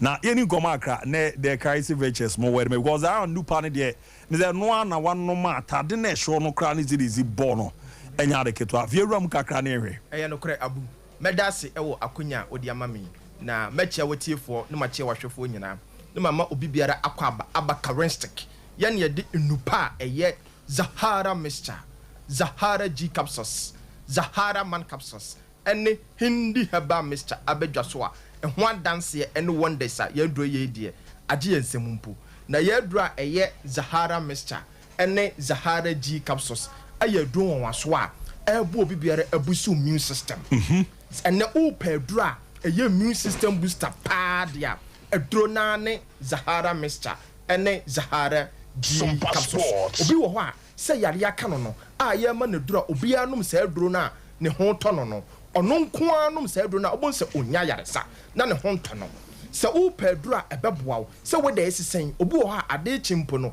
o sore no na adane no amane adane no ohaw Zahara Mixture ene ni G capsules abasa ebeboa e boost immune system no amwanya hoden ye edro we sa ye edro wanwaso a ebo ba ma bia infection bi te se gonorrhea syphilis ha na adwene ama ne be ma no ehi ama ne be ma no efon bo se onama bo se ne be ma ni mu bo no pe bo se wa na jonso so ka ne ntentem odunso wi a bo se onama bo se insufita edi ekire eba oye be ma na sa wo highway na hawo na enam yare bi te se gonorrhea ashaw so ache na tetewa be ma edura aba ebeboawo ene Zahara Mixture ene Zahara G capsules be ma bi so wo ho a infection anase gonorrhea ama ensansan abegu ne be ma no ho be ma mesrew ment na ho emma gonorrhea enje obema no emboso me kamfo Zahara Mixture ene Zahara G capsules ene dia ma wo de ya ne se obekọ herbal shop pharmacy shop any licensed chemical shop bia no wato adro no wato adro na Mr. no behwe cap no miensa anopa na the capsules no mienu aka ho edru anumre so a no wahwe Mr. no miensa na the capsules no mienu aka ho bema nom to atoa so menum bi nenkasa ne nansa so na ukonum bi dabi ɛyɛ sa yale na ɛha wo no ɛnkɔ wo de nom toatoa so na nam yare a ɛtetew gonorrhea ɛha wadwen no ɛbɛyi ne nyinaa ɛde afiri hɔ ama ho atɔ yɛduro wei saa yɛduro wa so a ɛboa ɔbaa bi a infection bi te sɛ gonorrhea ɛha na adwene woyɛ ɔbaa na wo hɔ na infection bi te sɛ gonorrhea ama ɛnsansan sɛ bi abɛgu w'asofie wa ɔbaa mesrɛw Zahara mixture ɛne ne G capsules aba sɛ ɛbɛboa wo ɔbaa bi so wɔ hɔ a white anaasɛ ode poa ɛha na adwene ɛtetee no ɔbaa mesrɛw mentena hɔ ɛnyɛ ɔbaa si mankoa ne sɛ wobɛtɔ wig akɛseɛ ahyɛ ntadeɛ akɛseɛ dabi ɔbaa si ma ne sɛ wobɛsiesie ahemfie hɔ ɛma ɛhɔ akye yopoo sɛdeɛ ɛbɛyɛ nana ba a nana bɛsa aba biom ɛti ɔbaa mekamfo Zahara mixture ɛne Zahara G capsules ɛna ɛde ama wo ɔbaa bi so wɔ hɔ a onya ne menses a sɛ nka ɔsɛ nkɛyɛ 5 days anaasɛ 7 days no na da koro pɛ na ne menses no atwa woyɛ ɔbaa na wɔ hɔ na saa ɔha wei na ɔfam a mekamfo Zahara mixture ɛne Zahara G capsules ɛna ɛde ama wo ɛno ne yɛduru a onom a ɛbɛma o menstrual flow no atimi abɛyɛ ɔdɔfoɔ media phone numbers ni betu dwa ebia na ope yendo yi bia ton anaasɛ nkomo bi wɔ hɔ frɛ yɛn sisi a ne yɛbɛgye wo so 0246 34 83 34 0246 34 83 34 0248 56 93 35 0248 56 93 35 other for friends sisi a ne yɛntwetwe nkɔmmɔ anaasɛ wopɛ yɛndɔ yi bi atɔn so a frɛ yɛn sisi a yɛbɛkɔ yɛadura yɛfrɛ no Zahara man capsules meduru sɛ aduro yi so a bɛrima bi a waso ahwɛ pɛn na ɔbɔ ne tiri nko because onim deɛ Zahara man capsules etimi yɛ woyɛ bɛrima na wɔ hɔ na wɔ Greek erection bɛrima bi wɔ hɔ a ne bɛrima no ntimi nsɔle ngyina so ɛsɔle yɛ ana me say ne bɛrima na atɔ fam bɛrima mekamfo Zahara man capsules ɛde yɛ ma wo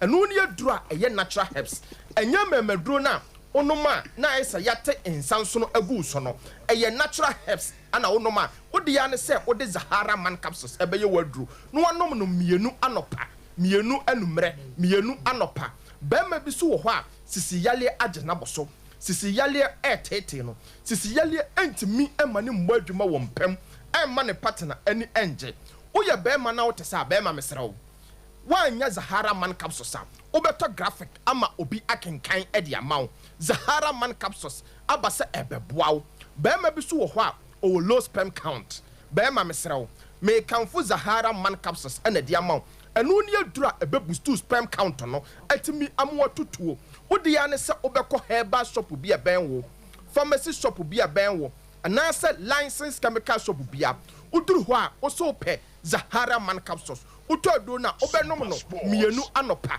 mienu anumre bema nom toatoa so na obehu se ombere ye na waye mere won pam a yato din wa minute bema ni nyina no ebefiri ho yebekọ ye adura ye fre no hindi herbal mixture me say say aduro wei eye aduro won waso a se odofo wo ho na malaria fever pa eteteo a wonu mato ontimi ndidi ema ho ntow aduane no to wonu ma na ayesa de yasa enkyene agu wonu mu no odofo mesrawo me kamfo hindi herbal mixture ene dia maw obi wo so a typhoid fever pa etete no typhoid ama me se owa na nipadua ni nyina aye hyehye typhoid ama ne yam nyina atwetwe no typhoid ama me se aduane mpo ontimi mpo endidi wo se ne temperature no kwa na ekosoro odafo se wo ho na saa de we etete wa adura me kamfo dia ma wa ebeboa adura ukọ herbal shop pharmacy shop any licensed chemical shop bia odi oduru ho a wo se ope hindi herbal mixture uto aduro na obenom no kapsa so miensa anopa miensa awia miensa numre odafo nom toatoa so na obehu se typhoid a etetewo typhoid a hawadwe ni nyina no ebeyi ni nyina e de afiri ho ye aduro wei ese ye aduro wanwaso a me se nubuna bi wom se esichire yale diabetes etetewo obi wo ho a esichire yale ama oda jonso na o jonso ontimi na emma no honta no esichire yale ama ne sotia na ete aya na imprem bebre no ebasa na otimi kototo mojaduro na nom said the beya obey kese other for mesra wo de pe hindi heba mixture ekira kwan na de fire wardrobe na diabetes ama ekuro beto ho a na da ne wayam hihie a se be kompo no na ya asam de ama wo no hindi heba mixture ebeboa na ebe regulate sugar level no ama wo ho atɔ ya duro we ese ya duro won so a se high blood pressure pa etete wo other for who check o blood pressure no na normal blood pressure eye 120/80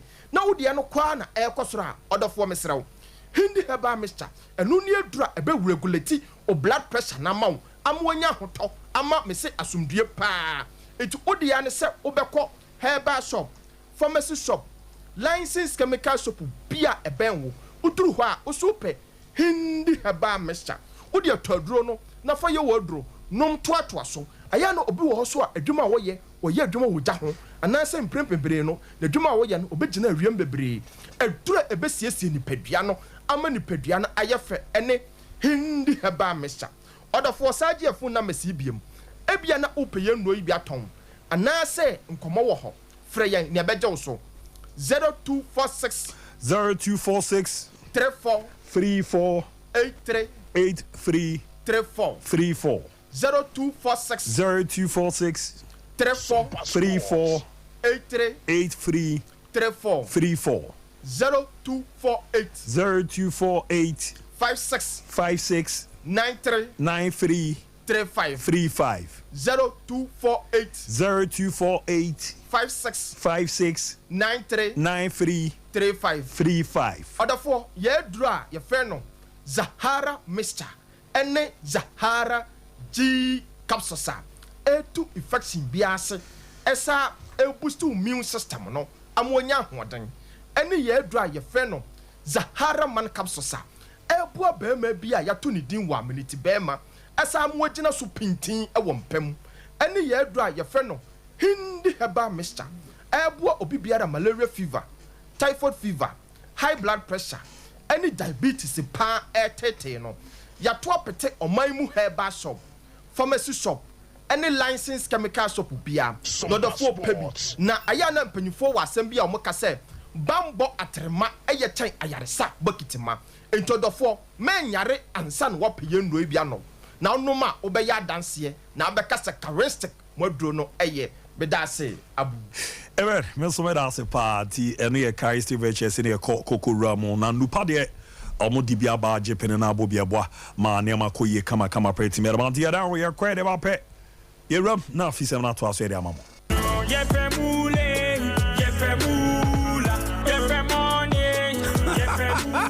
Ghana for Yareda Akradia for fry your friend of Big 4 free Gamepad games no edi where Akradia net tuning it yet nyadin kra the number ahodwa and 930 kosi 9 impressa de biara na beka yen kunum difuane ho wo betu mi atowo abefon kratwabia www.gamepadgames.com ana ubebo star 946 hash wo phone so na wo dia man Akradia adwumeko enali apene Gamepad games Akradia iso wonni mfia du nwotwe a wontimento Akradia yi fanyansa to Akradia Big 4 from Gamepad games more mula more power. Hey, you ever buy credits where you get up to 20% of your money back before?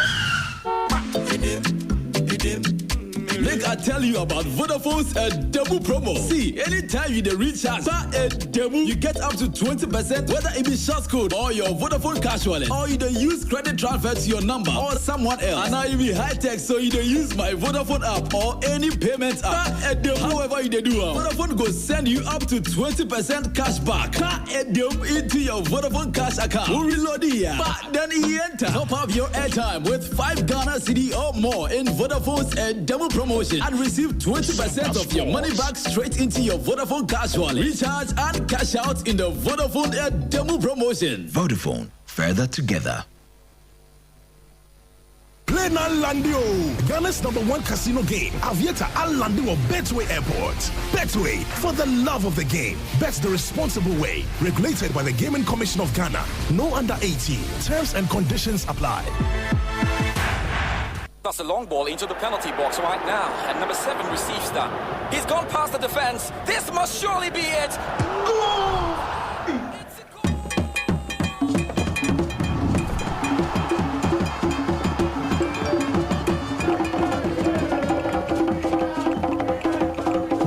50 pesos, you can win 5,000 Ghana cedis weekly in the Betway Tap in Jackpot. Do it. Bet responsibly. Not for persons under the age of 18. This advert has been approved by the Gaming Commission of Ghana.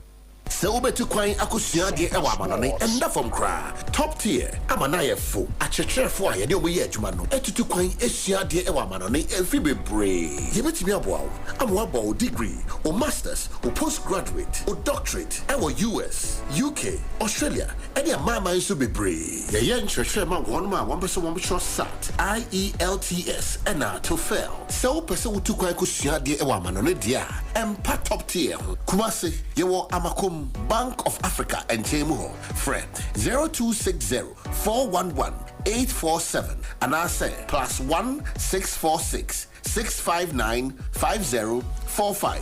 Accra, your Medina, Rolling Circle, Yeni CC Hagan Plaza Building, no, at the Bonrenimu, Medina Polyclinic. Your number, 020-3592-008. Takrade, your NK City, Fire Service and Chenghua.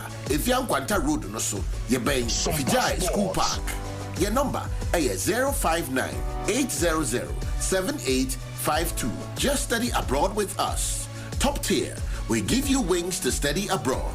Top tier, our clients, our priority. Esikafo krom wo de ya na nanse didi hu nkomoi en wakofa abrofu free abrochira babesin in terms of sa no akwa ma se abrohafo 52 estate construction en ese dan kama sa no e ka no so nya hu bia o 52 estate construction firms nko na esi wo dan se me ka se wo ka champa tie company ni din en e friend 52 estate construction oh I see what on sase en adan amanso ni hu en wo si adan so ton wo san manage properties na kire se wo pedan ato wo pasase ato anase wo pedwumaku bia amenesi modern houses amwanya bi ato a mo na wonim wo fie kura wasi etimo no se ne bratwam na wo jade ma 52 estate construction fo a that is a design in your bia no a mo yese bi mbo buda no nyina guo ba se no besia ye dan modern wan hwe wan ka sa wo du fie no wo hura wo hunu wow na wonu mo hefa 52 estate construction e wo Kiseman Gimpa Achimata Road 0556 72 33 38 and the Kumasenso page 4 and 12 road over 0531 52 57 97 social media nyina so at 52 estates. Alright, ya momo de na yetimi ato aso na ne man ko ye per fama makase na krade mo na ba dodo na di nkomo no Game Park Limited ene omone enelin pay for abomode anema bi e call for mo so mo ba modern etimi edi dwumade we baba be rum no ade a ededam presence National Lottery Authority no abomode ajoma tum na ne ukra o mobile phone or tablet and a computer me pacho oko Play Store na wa download the Game Park Games app no Game Park Games app no na mu de papa ni nyina ne ze ne ya krade ababo amankofo nyi ska bebre anase mpo umpezo be download di omo app na www.gameparkgames.com www.gameparkgames.com na bo amane ma kuyira ma network bia use bia no also pen simple to say de ni bi kufa showa obeda star 946 hash star 946 hash erube run no abomode na watimi ato akrade na bo amane ma kuyira ma akrade na simple numbers no ube choose from 0 to 9 na wa hwe 4 numbers a ugidi se ebetimi abama na yeye na also ne ade wo so ani ze wo ni ze ne numbers na abefa no ze bia 4 no ofa 4 5 6 7 na oye ni in order na ebosa usika na yebibri ana utimi choose se unze number 4 ndebe pm a eno so usika na yebibri ntiska ketwa bi na be rama ebeboa na ma bibri no mo ne person kofo dinya skanti no enhwehwe omo ene se damu ni nyina yebo modern netimi atwe draw no mpre ne miensa pe ti akrade no wa akonya so obebo modern na onso no watimi ebibri dudo bi ape de di kan na o'clock am prepe e wa dum tv ni ababa be twi draw no de toss mienu e 12 pm eno so no e live ni ababa be twi draw no na kwata no enso ye 6 pm eno so ye baba na ya ba be twi draw ne ahudi afa ntimu nchemu no ene se de niema no ne si etie ne mu nkomo no omo nko na bo modern akrade no to a damu no mpre no miensa ne e baba be twi ma so no hu ba bi e fa nti na Game Park no also fa ship na mo ma ne man ko ye fama Vodafone maka zn to tuenda de damu promo ejuma mo ye ne ade ano edem papa ade ano so beda star 110 hash star 110 hash or down ne sana me pacho what to credit no from wallet no so 5 Ghana cedi ede ekwa animu edimu 20% sign ba eba beto so ntuto ya credit ne ba abun se pa na 20% no so edamu sika no utimi ye de opese wo de eye bia otomi mu adamfo so nya credit ne pe obo nse pa na che 20% ni dema no so eboa na mu nkomo na yesi no mo ne Samsung Ghana kan de abom tie damu promo nyom no udidi asatwa ho ba nya ba beto tintan fidie no so a ene na wasa na fa de anso be hashtag omo #Vodafone Ghana na Samsung Ghana e wa chiri bibre timi e man tie isu Vodafone no na itseme ko e me Vodafone federal together na ne man so na timi adadi wo amano ne a emfa sika na mbre wo fa na ne manindi na all pass ase no peso sifia 52 estate construction limited omo na be na yaboa na sa de ni nyina ba mu timi e man ne no uyis Ghana ezo twu hwinu mu wi no e ya pa na wanya ntutie ye na amano ne bre ni nyina mu ni mu awo no one first Ghana fa ba bi pa ne kokodi a na ha 52 estate construction limited aba edi ama ye nyina na omo nkomo no de omo di ne so pasase ana pefie won kran ne kumase a age so omo na be form so ne omo edi sa nkomo no omo adwuma no 15 good years mfie dunum entini ama deda mo adwuma no omo bo no e ya de deda na kwama bibia e ko kama pa ofie no peso ton a romo maso asase no peso ton a romo maso na afi so no peso renovate a ye gi scan kakra ye de renovation e wi a watwa de aka na so omo nko a na abomodin etimi nya sa hyehyɛ na ese adwuma fo no o de omo tukwan akwa akuro mo kuma sene nkran pe bibia mo matena eno so ne omo din sa so 52 estate construction limited beboa na nema koyie pa etimi edi ama omo gba adwuma nti no obetimi abomode na tintan video no so akwa mo nsa no adwuma ne bi 52estate.com so ramo Facebook, Instagram, TikTok omo ye adwuma number ni 0556 723 338 0556 723 338 na 0531 525-797 0531-525-797 opomo oro ani chemo nkran Kesema Junction Gamepad Chimota Road omo Kovme Plaza omo ye adwuma Kumase page 4 nantoa kwan no so no obomodena wenyo omo na apoma ne ma daye pa etimiera ma Betway makase weekend ye kwa kudi on na simple www.betway.com.gh www.betway.com.gh na boana ne makwere amade hia ene ze wenye du fie du wotwe wa register oko Play Store ti me bomode download your app ni bi ho na nkomo no mu edene hyehye omo ye ni ti no a school for them akwan weekend ye ba ne aba be Germany aboa na ne makoye kama pa etimi era mana toto no so no etimi adeda ye etimi era mana tetem so ye rom ne ni nkomo kakransa na ya ba na de aka no ya ba be ye de fi anwa ne confirm ye ma se wafa omo abomoden aye hyehye ni mu no ene sere ne ma esi ekono ye si ni division 1 no enya de so mo ebetimi ato akoso etimi abobiem ti pen hyehye ya efi no mpanyfo abomoden de aba betu ya no nkomo mu didi no ejeze fi omo na film no omo etimi aye ntoto ya yesi teams a edidi so yi ye reso mbebo modena playoff no na etimi ewram na aboa na bibia akoyie pa etimi era moment no Mahala Football Academy enso no de wa Ashanti region ha na afi so no ye wo team a de from team move enso Western region na afi Young Red Bull FC enso Central region tu mo na mo ye teams a ere ye bo modern a ya mamo akokosi ne anwumre sembo bomodin sema gia tum so mbeba bebo playoff na ya bomodin de ahye so na afema akwakuhia na kwan a de befa so betu sa na mo no ya tuni ahunmu baako a ebeba na waba besi wafa nan na aboa amane ma de din pretimi edi amomo e wo zone 2 nimtie no ye nkomo aba beto the Black Stars of Ghana any Mexico game no ye baba be didi nkomo say match a ebetimi akoso ni na ya yokofa kensi a ye hwe na ye de ahyehye na aboa na ne ma da din pa etimi ra mo man Ghana na mu nkomo no ere o ma confirm say bibia nye de dia a Bank of America Stadium or wani chemo Charlotte on adwumadi no ejepene na October 14th 2023 etimi aram time ikomai no ene Ghana na debo ene be venue na mba bare ne omo abomodin ababa be didi onkoma ni na mo boama ne ma de de ma na nra ena Ramo Legon City so maso ya omoje pene a coach pa kwasi fe bi ni PSO no ene coach oba na waba be boa na adwuma no akoye etimi Ramo Legon City mu nkoma no yeri kan bisa no reason nam so ma ne je adwuma no etum so oba na waba be ya boa ma ne ma de de ma team no nkomo sei ena pimpa no bo mo de jai the season I decided to stay off really some time, but I wanted to really start my own academy. But when, like I said, they showed me what they want to do here, I felt they were in line with my thinking, so I decided to accept this job. Anti anu ye komo bomode etimi eri tuja wa bomode achechim zampe du bebi non kono a ehwe akwa ya academy bi but hwe se den komodi de nsi kone ne ma na esi roma na obi yan so beba na wa ba beboa ma bibia adadin pe etimi da mo na to aso bi zanze na oba no plan me e no di guna komo beboa na bibia akwa da ma Lagos City say ne no so obomode edijae. My plan is to be able to develop a lot of young talents for the team. Like I said, we need to also be selling players, not so our aim is to do a lot of young guys that at the end of the season, 2 or 3 maybe can get contract outside to bring some income to the team.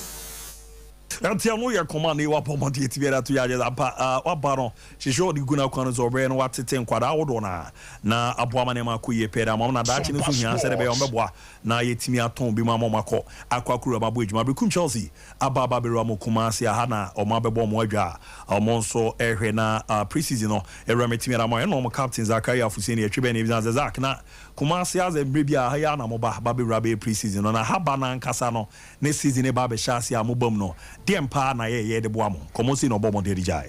I think say social facilities are ba ya is a bit say baby are to make ya baby I want any baby a exisa so say na when e ba na e be use ha na e boy baby dan baby I want and now here matches are ya ye bono so a your teams baby we ha very matured and then baby I want so a boy baby.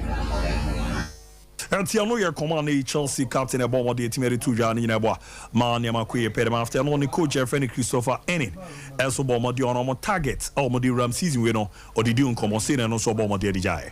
That was not my target. So I'm praying to God say the target I want and then what we want to achieve for Preparedness will come in this season. Every young coach coming up, every coach their dreams say of winning a league. But along the way, it determines how good the coach is, how prepared the team is, and then the motivation from the management. All counts. Until we put smiles on our fans in the group. Eti anu ye command no helping prayer friend Chris Enin coach de ma Brekum Chelsea abomodin de atudwe abo ma bibia da ye kama pe team ya na how to focus get kan say stakeholders meeting no etimi ekoso ne no na Dr. Nyawo Tamakru abomodin how to folk or club no mo history ne niema awrama tumu se na no edi no ne o mo share kakra na nkomo no see no pimpa no abomodin etimi edi no. I would like to sit down and address you.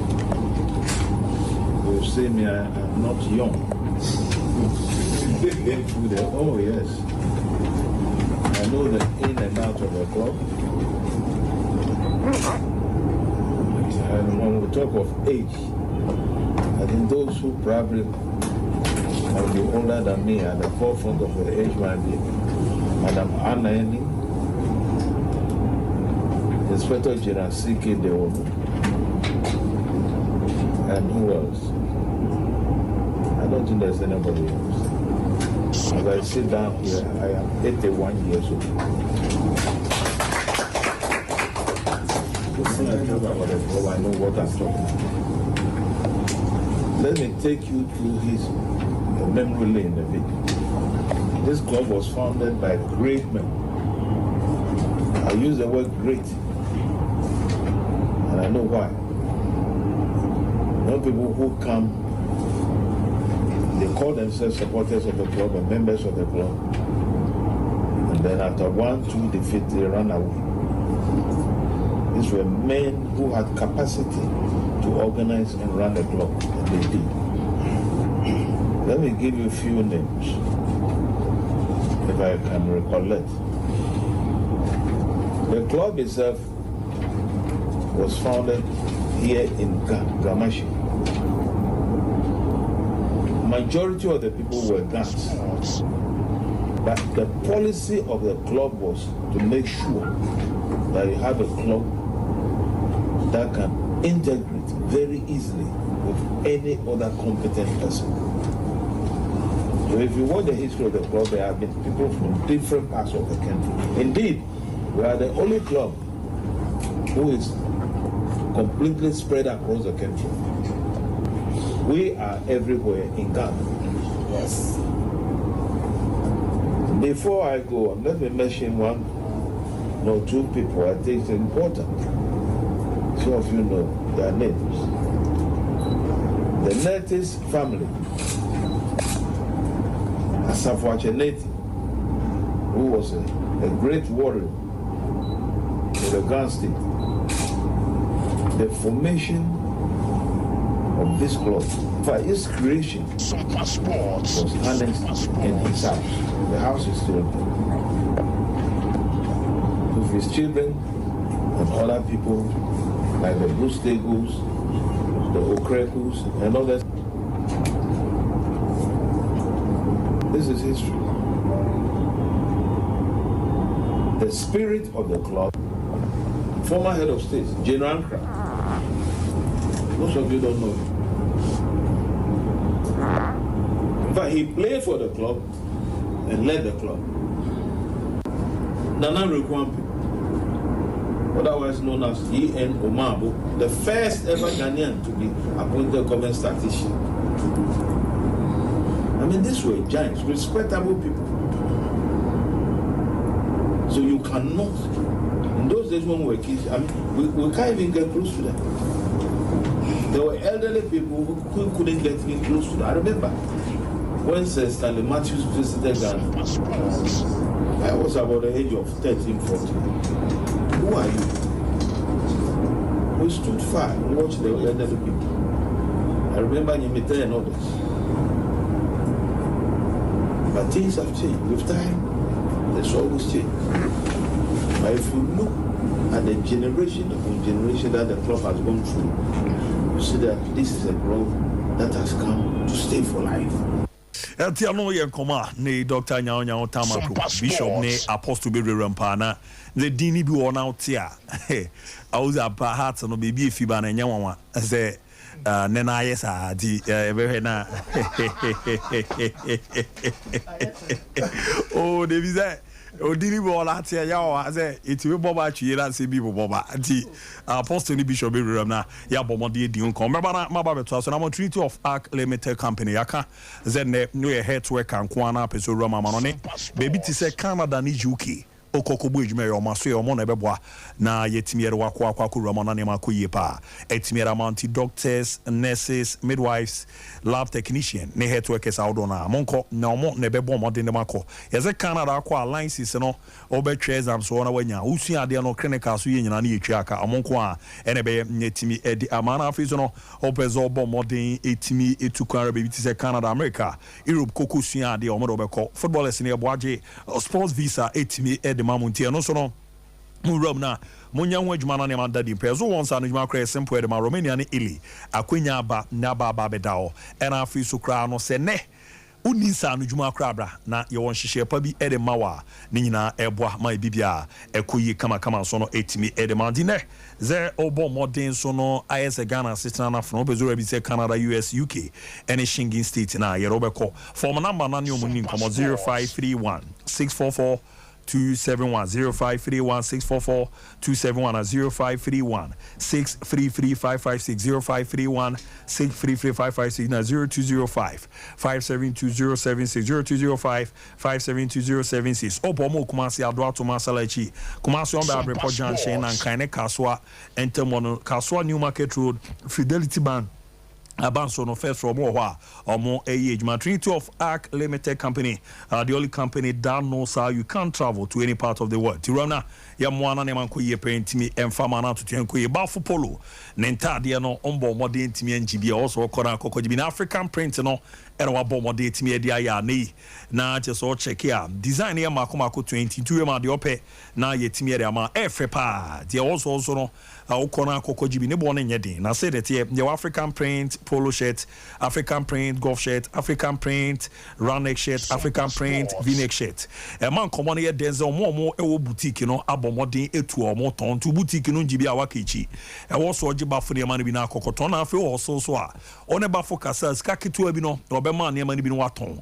Na the man come on here denzel baby girls na mo de hia me. Se ne wan kwankoji ne man bi Antona yo so be depend wo ye so a ye be hwe oba bi saa man kete saa avendu baby no 22 years na ade na babrewa e baza ya na e ha adwen kakra ti ne ba fon kasa na onye nhihye ne kama pen farm na companies awodo na Visa bankers no Friday montade no ne wo se ya de kro ko for ba no ma uzampa ha no madwuma na moye no mani abre e bi ti say schools no teachers association and so in fan clubs awodo no hwe e pambo mu kama pen ma package no your gold package are 20 shirt or box mo silver package 15 shirt or box mo na bronze package and no say 10 shirt or box gold package no for Ghana baby obi deliver the amawa untwa cap de ankona so ti say Ghana baby obi a oton kra obebo anantade no nso onse timi akere number ni 0249 600789 0249 600789 0599 899 0599 899 Henema kokobien do ani achemo santasi oboase kwan no so no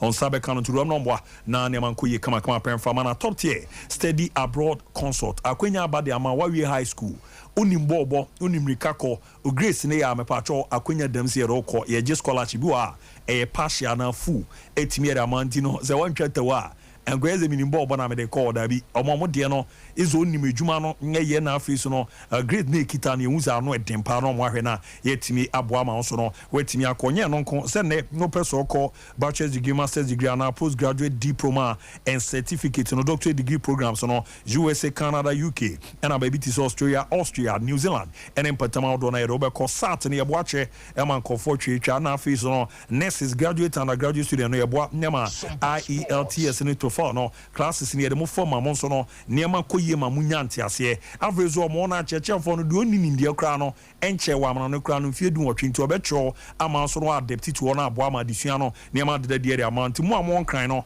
omo office no Madina Royal Circle or CCA Gan Plaza building no see Madina Polyclinic ubenya omo number ni 0203 592008 0203 592008 na Kumasi so no amakon traffic light omo Bank of Africa 0260 411-847 0260 411-847 na do ani chemo takra dia NK na City Fire Service no omo ben omo efian kwanta kwan no so oben Fijia School Park no 0598 007852 0598 007852 ni amwa nyanjo so na nema enko ye printimi efa ma eromo krobia Kumasi Asante Koroko so enra na pre-season e chance obe poso na we sere ni mesi kwa wi abese 3:30 na mbo modi etimi chance ya join ya na wa hemfunyine kakra 17 players na bon modern etimi a report nra omo modern 1 hour 30 minutes and nra omutimi ye training na ebo ama bibia ekoye kama pa so no etimi de mo na no edem papa ntu join ya no be training mi no pa ya ni na on ze bass ne ba be du yo mo kona nyomo akwa training no na ya bon modern twa akra ama ne ma de ama na mo mami baby omo da no e hotel do wani chemo suta ho na ni omo bom mo adwo be fi ona dan you know mo remo e obi poso atraining na abo na hihye no akoyi kama pretimi era mo na honorable Alexander Abibio bi yo zere no ahye nkomo na se no menya no tie ze no honorable akopeke ne form no fantastic obas ana akoda de na ansa wani mi fantastic honorable Alex Eba Division 1 fantastic honorable Alex Eba Division 1 oba ya to aba yi no na Randy Abi omba and the DM is a common Jeff Randy Abi on fanem babium nah it's also upgrade the premier is okay yeah of course some passports obeba premier we no honorable Alexander baby unra wakofa ne form no so oba ama ya to aba yi no zeni obeba na esku no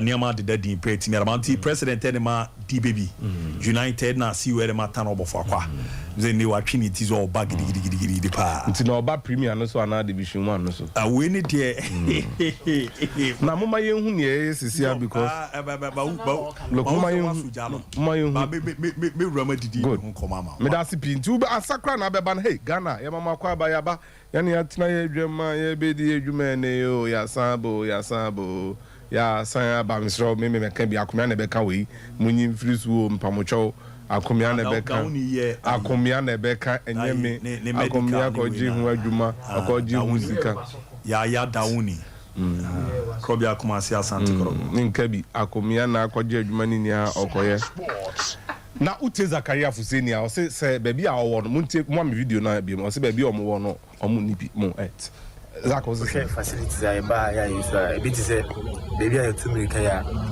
baby I want any baby etisa so say na kwan eba na e be yusu ha na e boy baby dan baby I want some pantini ye Zach mo san shot say mama Zachary yo I think what's he saying Zach brekum Chelsea Zachariah ye wonu brekum or ofribu no ho what's he saying I think say share facilities I buy ya is a bit say baby I to me kaya baby I want any baby etisa so say na kwan eba na e be yusu ha na e boy baby dan baby I want okay bunu ho no we no wa bo de o kan mu afunum eyefun wa bo hwa de akọ Spain na aba Newcastle say mo park papa o hwa baby etumi kai kama say o hwa nkankwa ne bebre ntu kwankwa broche ha sports minister ye wonu wo wanchi na no na regional minister ni abreka mami ene kosi sen ha bunu hono omu ni park papa bia o eyefon youth resource center isi odomakra nwi ti o se omu bakumasi no mbenya baby papa tumika Ashanti region da masi se mo park papa na bunu fo ya ba no ma be yusubi Deputy Youth and Sports Minister Bonafo. Sports Minister when you know when you know I can't come the day you know when for political plaudits. You when you know Parliamentary Select Committee on Youth, Sports and Culture. Committee chairman your friend saying you crew pino no. Me boa kasemboa. Honorable Kokwejeni Boati. Ni guy name Susan Kafa guy name Ufa guy name and kabe different na. O guy name say Agogo. Afia so ko sign receivables no Jeff budget ni yedi sika na youth and sports ministry no priority projects na ba kwa na shem and say best stadium obono no da mo ye pa ne papa Agogo ne papa and na council of state rep for Bono region ne papa Manuel Agogo ai West Brekum ai Miami MP Manuel Agogo wo park Agogo wo park Uni Park. I was there. Agogo mo mkrumo. Uni Park. Agogo we mkrumo. Uni Park. Eye ni wusem, eye ni ngwasesem. Ema region. Bishop. Me come in to tell. Eye ni ngwasesem. Shamefulness. Na uli region ni munsem. Adra ko wo bi la sha se adwuma. Part when ya fela no. Terrible. Oh ya fela no. Say no after we na be confirm say Arabu Sugari cooperate, you know. Not some this is one that only vice chair to Raf. Man can't joke. Maybe say come. Na some near my real. Kate, this all confess cat diamond, and now they are cobno, and they are for. There is a deliberate attempt. Say omo MP. Say I have for Nebuno is for Nebenya teams or Division 1. Come on for. My drink also. And some of Moki can remember how and one of Michael secretary a party when you pictures in the Mehubi. Oh, yeah, party. Aye, party. I don't know any party, but almost a person much say a victory party ahead of the elections. I heard pictures in the and I just say, any jail or come out, Mujo Manina. There's this write up I've seen there, Miss Rekakra. Me can't be I'm busy who be free. The writer says, except from secret meeting at Medina Estate. As rightly said, the decision to send the election outside Accra with the intention of if someone comes with a court injunction to the FA Secretariat, they will tell the court the GFA Secretariat has been moved to Tamale, just like FIFA moves its Secretariat to places or countries when it is hosting events of such nature. Yes, Rekaka. Now, it is also alleging that the FA president will be paying 25,000 cedis to every candidate to vote for him.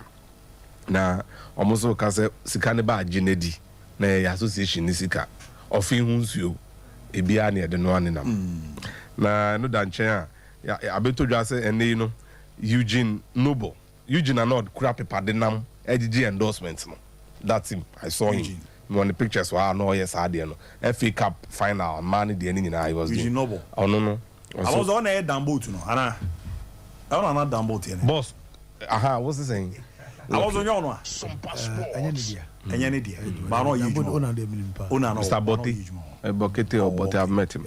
Until on super contest Animado. He's one of the boys. Animado, no, you say Animado shaky kakra. Until I'm a because Animado na Casano Shimoa. Esco no Division 1 for near saying. Omoya 3. Yes. Animado ultimately is working for Zone 1. The constituency is Zone 1. I want a young apostle so. I want the BB Alex and so far. Until this year, that's a contest. Eugene needs to be free in Zone 3. Yes. Zone 3 around the Abbey, he's no more there.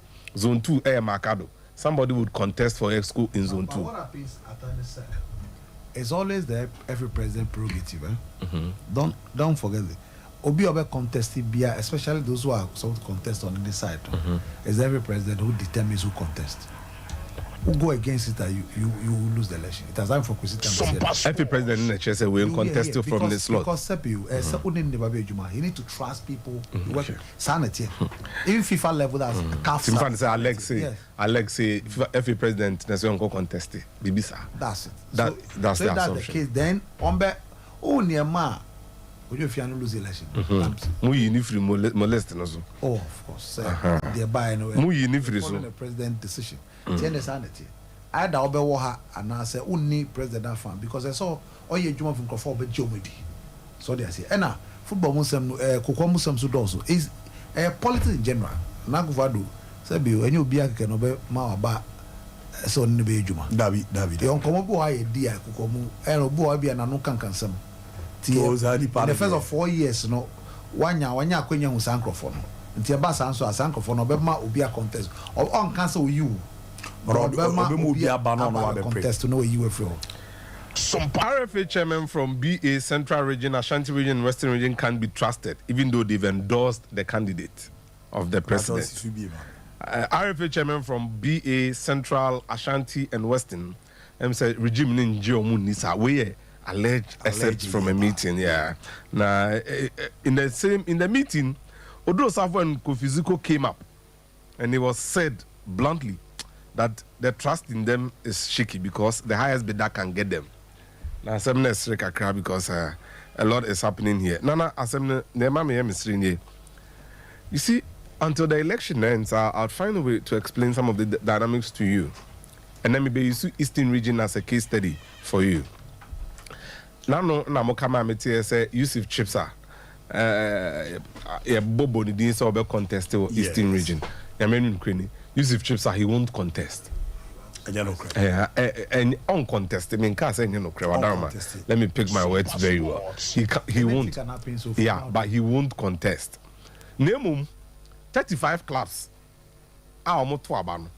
Omo ti WhatsApp group. Omo person omo to Linford. 35 teams. Yeah. Omati WhatsApp group omu to Linford and no mako chips are so muji di say na dwuma o ye no and say Koforidua Sushen FC no nso wo Eastern ho no omra no ombeye RFA chairman the teams in mum na akone that is the danger. And let me tell you, Linford is still popular within his enclave. Or district football associations. Yeah. Maybe Alim for the one, he's still very popular. Oba new Drabin to say Koforidua say there are people against him, and then he has his men too there. But clubs need mobilize some person mutuno.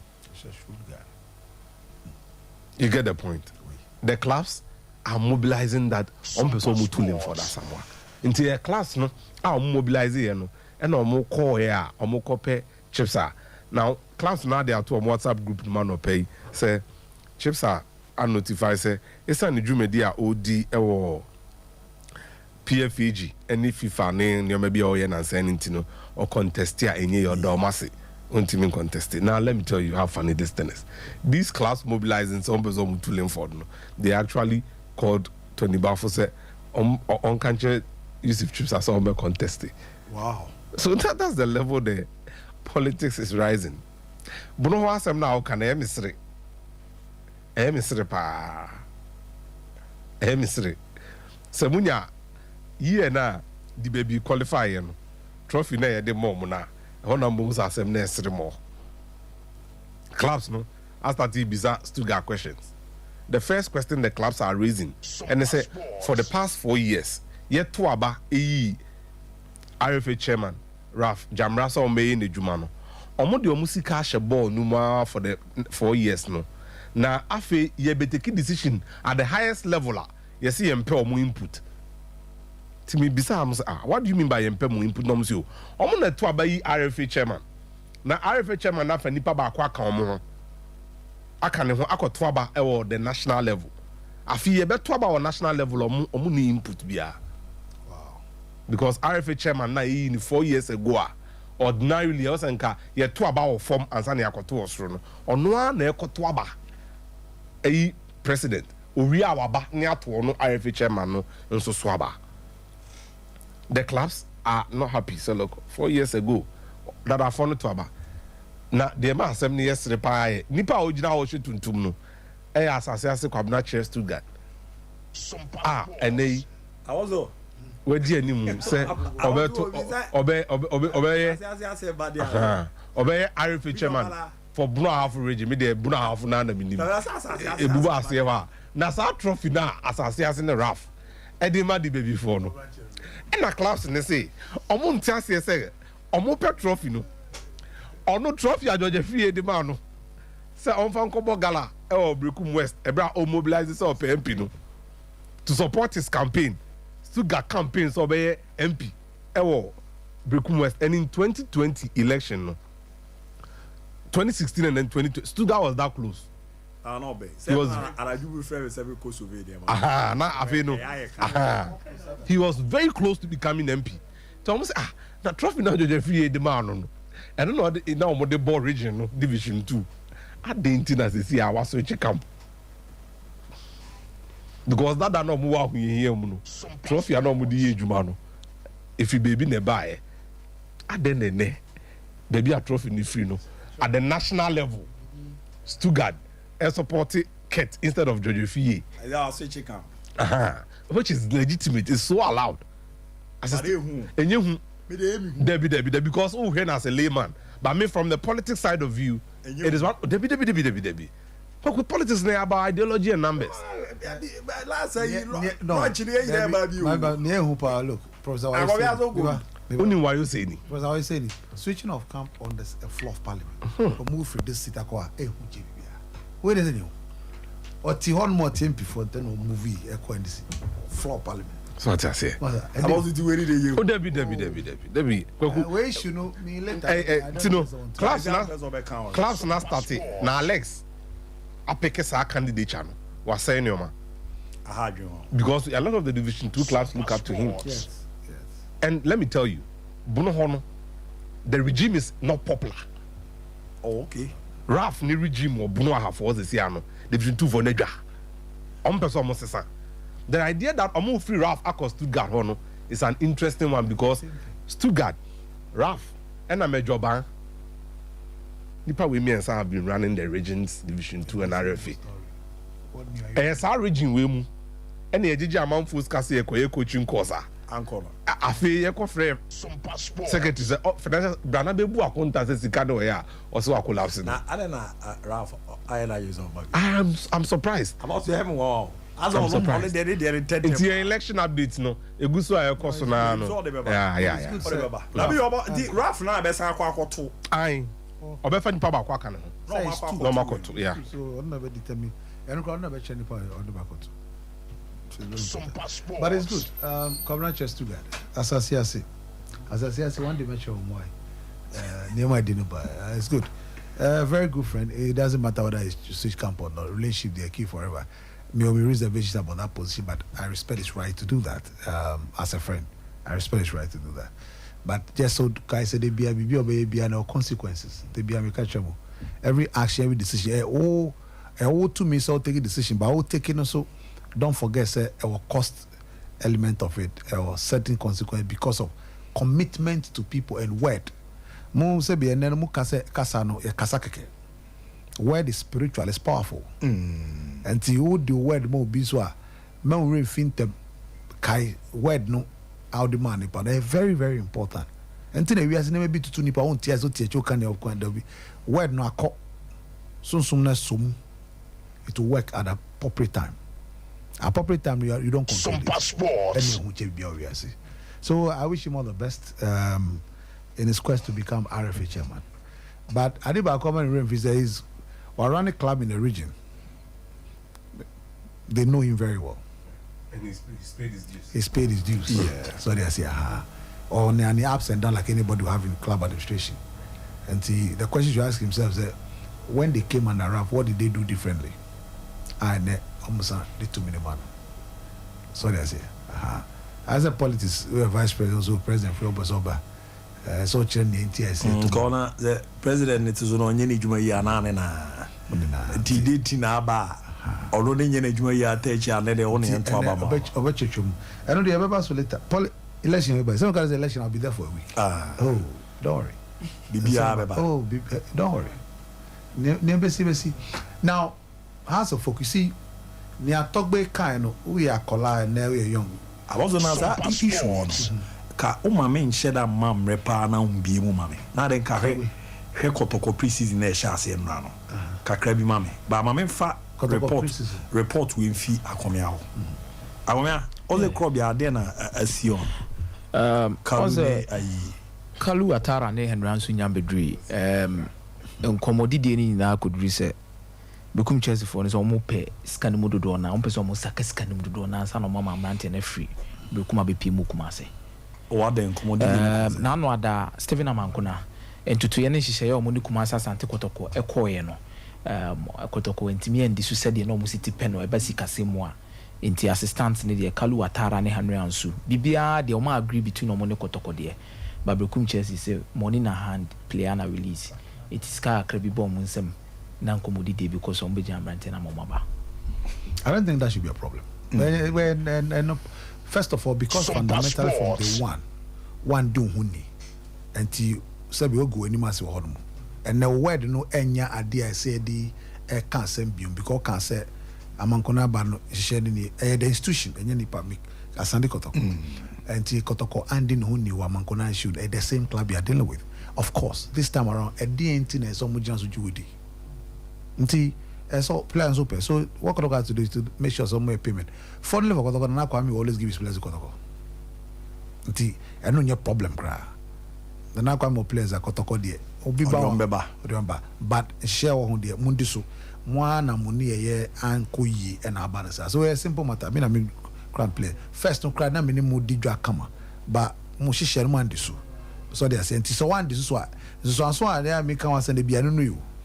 Now nim sense so ba say ukaza mankona na oye no but at the end of the day ababa ba say kotoko san ko say fi obi ensan ko gi players afi do ba no when die no so say ado say to ya maybe 70% of it and the player no here pa ni oba no say eso ko to ya na 30% sanity ndi ewiase we kan go ewiase asem sanity to ni nkofo e didwa na to anamo a eso make sure say word no obedi ukasa so unze bika sugaza mika word emirima be chero na esi wo hotel bi e ko ye ntina mika word asem no amika fa no BBC kese bi bada chi ma be ka wasem so that prison is good Kotoko I started prison good and a normal circumstance no expect Kotoko prison and share say be 2 weeks earlier but circumstance e ba ye no so ne ehia no say o ma share prison and coach prosper players be beba kakra no existing players some few new players or their shares here it's good baby I'm more outskirts of Kumasi pressure and stress be more focus determined and resolve for the task identity very good say Omako prison be also is a place that I've been there 4 times very nice place environment here good pitches a quality pitch Dr. Gisabon project no buildings I mean people so almost team no as a can no baby almost coach crowd down Premier Division club break coaches that's the state of that. Oh yes of course I'm telling the truth Premier coach of your mother yes it's true oh of course it's a very look it's beautiful grass pitch you know look this is a club unlike Kotoko Crowd has they don't have grass and I think has both grass and a separate pitch but they have it top class AstroTurf no more. It's one of the it's even not the best, one of the best in this country. So that's it. And then or pitch no hot baby almost share Karela twice no be friendly with Karela no and club so a well structured sports and now kakara me so almost share se kakra on the same stretch so a very good place and it's good say on my free room business is always important so free room the comfort of players the question because why clubs na Europe you call Miami you call it's always very good. Send a coach to meet me and Yamre. And you know, girls, no name. We for 4 Kabu Brale for college in the Kaka. Some moves can also am famra because it's here and there. Kalu Ewo Brekum. Ensu Ewo Brekum. Omo your personal training or send a be okay. No, come, don't worry. Sikanos wing. Bet you, don't worry. This time, and this affairs, the money is coming from a share. Way is no money. It just must be communicated and it's paid. Don't worry. So you're trying to communicate, they paid, they come. The Kalu, I'm saying that. Please, where Manchester is paying money, no other club can pay money.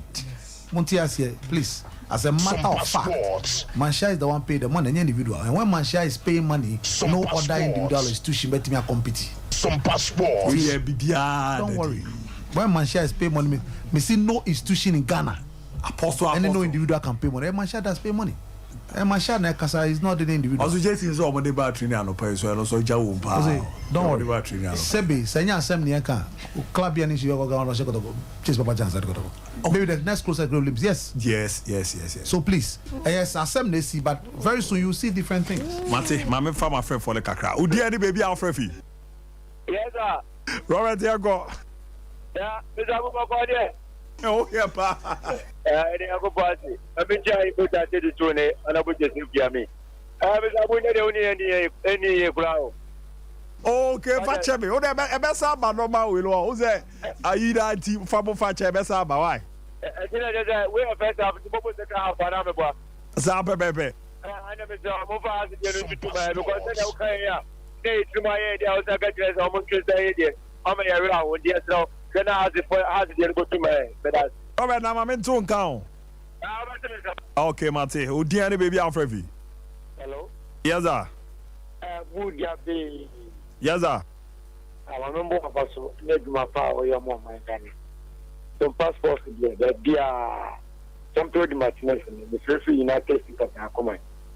Now, this is the time I was a team's manager and be any break or pay a bit in the shop of prayer. I also just can and some other depend on my man question. You try installment maybe because you could I have an agreement, you know, a more here, get the Bagana there. And I'm going to be cool in Rena and you cannot get to pay you. More about my power. Mate, Merasipa, dear baby Alfrevi. Fantastic, and good. I go some passports. And that's why I say any my farm board, Jabby. And then only after a bit of Becana, it's only got a football. I do the Mama, Ama, Genama, and give no club people document. That's a one or two. A club, not two. And you say, I'm making football after Jabby because you know. Mate, Merasipa, dear baby Alfrevi. Champion Abu Dhabi. Yes, sir. Only Solomon. Solomon. I say one something. I have from Power to say what your mama began from Dodo. Mamma only ever get calling in Abasopa. Naman the vice president, the Galaji Mamma Baumia, and a Europe from Pieboa at Mamma began of Moses. Not a country can say, who should be preaching a commander and the protocol. Yeah, Ewo, people now. Protocol supporters, you know, you're back. I won't say it in the shape because you're 24 hours. You are putting in National Masana. They can't home. That's the support it out for here. Almost like the Mako. And the players are got to continue on the ATM, but open for almost a program between them, Nanjana Paswa, and young participants will be the protocol for a player station committee. Anyway, you got to Mako Pudina, they be up on the Toshi Reboliga, and they don't know. But as Abu Dhabi. Mountain Sumedas, for wow, dear baby Alfrevi. I'm just Abu Dhabi. Yes, sir. Abu Dhabi can pose the kitchen. Pose where you go. That's Abu Dhabi. A big German for Koyan Chia, a year Chetima Sompa, a year honorable adjustments Acosta, Chetima Pino, Tio, Mechiano. And the American is a protocol, the Tivabia Kotoko, Kalkono, no, and that's also Kotoko, ever found into my passport. Because Kotoko, and yet in Kitua, but in Professor Mania, Yenduda. nti say ya be share mpanfo metima so kodokom amakodoko afra dumu akwa dumnande ya bo African we African tuta oma we do African football na kodoko abeka wa ni say ya sempanti nyina mbo mpaye makodoko akodoko na de ye de bye bye mera suppose oda uchato din any baby afrefi afa ya ne frefi be kuma man kwase abuja bayi midio diabi won kotoko form nkwase abuo no nyanto ba se pacho abuja pa me so twesan me twesan me so why abuja pa yi so asem na me kanu tie me so